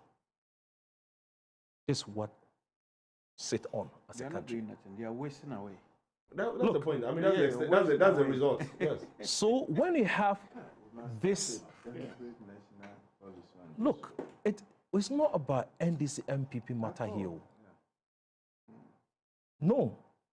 But the point is that the youth out there are listening to all of us. After 4 years, or within 4 years, when they are going to exercise their franchise, they'll think twice now. You must listen to all our submissions here. When we are doing the manifesto, going around the country, giving them promises, they now be thinking whether we should trust those people. And I mean, even you reflect in the turnout when they are voting. Now they are better off staying at home and not voting at all. That's what's happening. The turnout was very low. Very low, yeah. Now, you see, I'm always praying. Kenya also should not happen when youth went to parliament to drag the parliament. No, I'm saying that it shouldn't, but don't discount it. You can't discount it. When No, we shouldn't. We The shouldn't. government is putting in measures to ensure that we increase employment for No, the youth. but Entrepreneurship programs are we all being agree made. on this Yes, table that yes. it's not about this government. Yeah, all right. It has become a No. national issue. Yeah. So it's not about what this government is doing or what that government didn't do. We have come here because it has been an institutional issue. How do we address this? Let's have an honest discussion. When even our president is struggling with employment data, figure, we have recruited employed about 1 million. The one in charge of the data said no. How do we solve this problem? Yeah.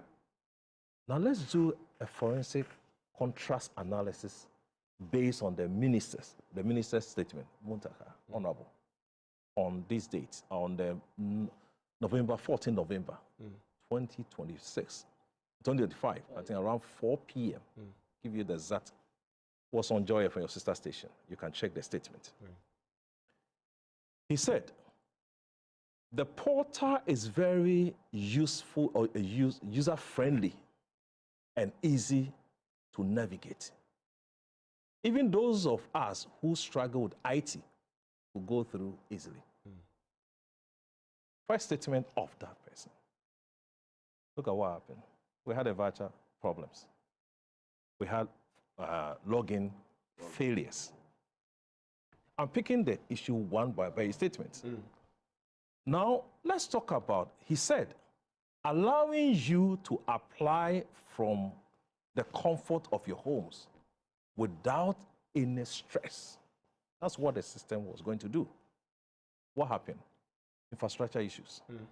People had to travel around because they didn't have computer internet to go and apply. I don't have a problem here moving to technology. Good, that's where the world is going. They make things easy for them to do it. Now, he said, we are looking at possibly using 10 to 15 centers a day. So we make sure there's no overcrowding to enhance accessibility.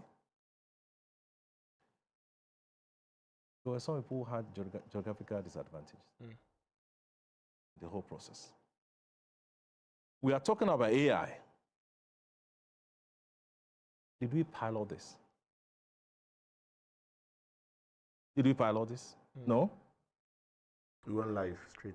Now, who has confirmed that they're supposed to have recruited 5,000? Do you have any record to that effect? That they should have recruited 5,000. They sold forms to about 506,000, applications received. Total amount, 110 million. I'm quoted 13. Good. And you're able to pick 55,000. No, Honorable, I'll give you the space. You recruited, you were able to confirm 5,000. The minister should come and tell us that he was given that allocation for the Ministry of Finance to recruit 5,000. Why the cap? We don't have any statement to that effect. Let's come back to a corporate word. How do you prepare your budget as a GTV? Every year, how do you prepare your budget? Budget goes through a process. It starts from there. I mean, when you move to the government's space, from the grassroots, the DC, the district, the districts, we put our budget together, and then we send to the Ministry of Finance. The Ministry of Finance will put all of them together and now come up with a figure how much we need in terms of expenditures and the revenue. That's how we build our budget stream. Now, tell us, did they link the budget approvals to the numbers that must be employed within this? That, hey, this ministry, you are supposed to recruit, before even giving you, the Minister of Finance will give you clearance. We had, every ministry will know. Yeah. So if I work with a bank, I know that before the year begins, my outfit, we are supposed to recruit 10 people, stated clearly, because we have a budget for that. So why did you issue this application for everyone to apply? Are you going to refund this money to them? I think we are bordering our precedents. Our appointees must be careful when they are given the position. I've been on that platforms that this administration, I'm sure they have learned from their previous mistakes. Because for more than a year or so, we did not hear some of these issues. Sound administration for almost 1 year. But after that, we are seeing the snipers. The issues are coming up. And these are the things that if care is not taken, it sends a party to opposition. Right. And so when you're in a helm of affairs, you are doing this, and then they start talking, you don't pay attention to. Before you say, Jack, this same issue will take you out of your seat. So I've given you a background to, as a country, what we have gone through. I've also said that it is important for administration to be careful in terms of implementations of their policies. You had people, 500 and something thousand, applying for jobs. In your manifesto, go and check the manifesto of this scheme administration. What they said about 24-hour economy. What they said about Jumara. And today, I did not start to hear we have 500 something thousand are looking queue, going to look for jobs. When you have all these promises available to recruit them easily. And today, this is what we are talking about. Right. We have to be careful because if you don't do this, a time will come, some of these issues will throw an administration off. Right. And then you have to be careful. Thank you. Lawyer Ishaq, again, I'll give you a question, then you can link to say what you want to say. Should we not get to a point where we do an all-year-round recruitment than rather wait and one-off just do PAM? Okay. Because this whole concept was being done years ago. Okay. In when this is done because we need a huge number to go fight a problem. Okay. There's war. There is unrest, so we recruit a large number and go. Okay. But now it's operation. It's a service. It's no longer even called force again. It's a service. It's a service. Should we not have an all-year-round recruitment process? Okay. Thank you very much. I will tackle with your question towards the end. But I want to just agree with the panel that we can look at it from national perspective, not just apportioning blame. If you compare it to elsewhere, whereby they always seem to have vacancies that we can run over there for greener pastures and other things. And you look at our situation, especially when Ghana is now 69 years, it's quite sad. And it can be, you can see it to be a collective failure. Maybe the population growth too, we have not really checked our birth rate quite well. Because I remember when I was young, I used to hear Ghana is 30 million, 30 million. I traveled out, and when I came back, we are 33 million now. So maybe birth rate as a country, we probably need to look at it as well. But you see, as my colleague mentioned too, if you look at how the campaign was conducted in 2024, they painted it as Akufo-Addo problem and NPP problem. And that all that we needed to do was to elect them to power, and they will resolve it. They marketed a policy of 24 hours economy, and that they made us aware that when they come, they were going to institute 3-shift system straight away, and most of these youth will be employed. And even that time, some of us were pointing out the fact that these were lies, especially when the then flag bearer, President Mahama, was asked to comment on the 24 hours economy. You could just see that he himself didn't even understand what he was talking about. He said even 9 clubs will be open 24 hours. And this tells me, this was what frightens me. The person pushing it at the helm of the ticket, he said even a 9 club would be open 24 hours. You ask yourself, what is a 9 club? It's right to call it. No, I am telling you why we have the current impasse. You see that? Because they have raised expectations so high. We are not finishing today. They have raised expectations so high that even with the 1.5 years now, the number of applications that you have seen, it's like the youth have actually lost hope in the NDC. Because if this was your main policy, is stand above all other policies that they'll be 24 hours economy. And when you push them now about what they have done so far, they tell you Adenta DVLA is open 24 hours. Then they'll point to the passport office. Now they are beginning to point to the legislation that they have just put in place. And you ask yourself, elsewhere, when they have 24 hours economy, was there legislation put in place? Or they created opportunities for individuals to take advantage of them?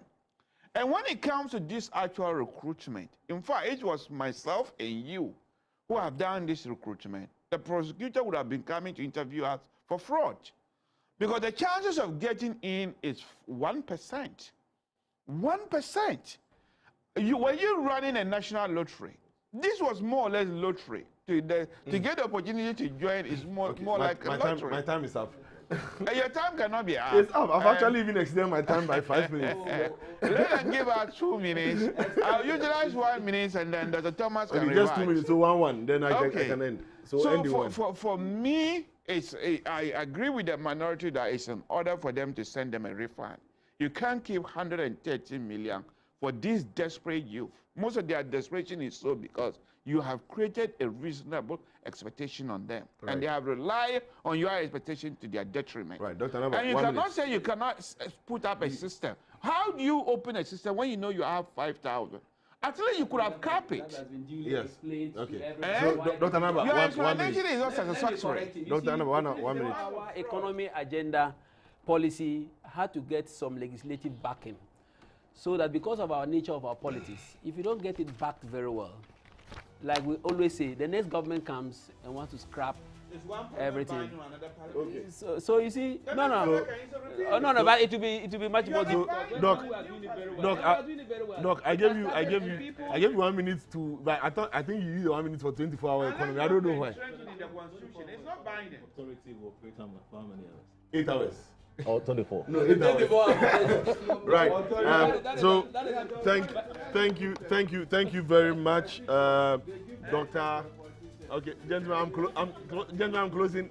Thank you very much, Dr. Thomas Anaba, Member of Parliament for Garu, for Ishaq Ibrahim Esquire, also a member of the NPP Communication team, to Professor Isaac Buedi, Dean, Faculty of Accounting and Finance, and also the director at Institute of Economic Research and Public Policy, to Samuel Harrison Kujo, Programs Officer, Ghana Anti-Corruption Coalition, who took leave of us after the first session, Emmanuel Kutin, Executive Director, Africa Center for Security and Counter-Terrorism, and joined us on Zoom was Daniel Yao Domilevo, former Auditor General. Thank you also to you that watched us.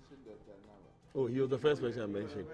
Before I sign out, also, I would want to say a big congratulations to my assistant producer, Dorothy. Dorothy was part of the University of Media, Arts and Communications team that won the National Commonwealth Day, the debate for the Commonwealth Day. Dorothy Nkansa Japoma is a level 300 public relations student at Unimac. And he is my production assistant. Congratulations to you, Dorothy, and keep up the good work and continue to be the fierce advocate that you are. Thank you very much. Enjoy the rest of the weekend. And to my Muslim friends and brothers and colleagues and sisters all across the country, we wish you Barika de Sanla in advance. And I promise that I would allow Dr. Naba pray for us before we leave. So as we are unfolding, Doc, you can just pray for us. Since you are the closest to me on my left, so please pray for us as we close. Almighty God, we thank you very much for bringing us here together with traveling mercies. We pray that you take us back home safely. We pray that whatever we have said here to improve the state of the country, you will bless everybody's brain and tune everybody to be positive-minded and positive action, so that in that way the whole of Ghana would grow, leap and frog, and will give thanks to you through your Son Jesus Christ and Mohammed. Amen. Amen. Enjoy your weekend. Agenda was brought to you by Bank of Africa, the African bank with global reach. Bank of Africa, as strong as a group, as close as a partner. And National Petroleum Authority, NPA,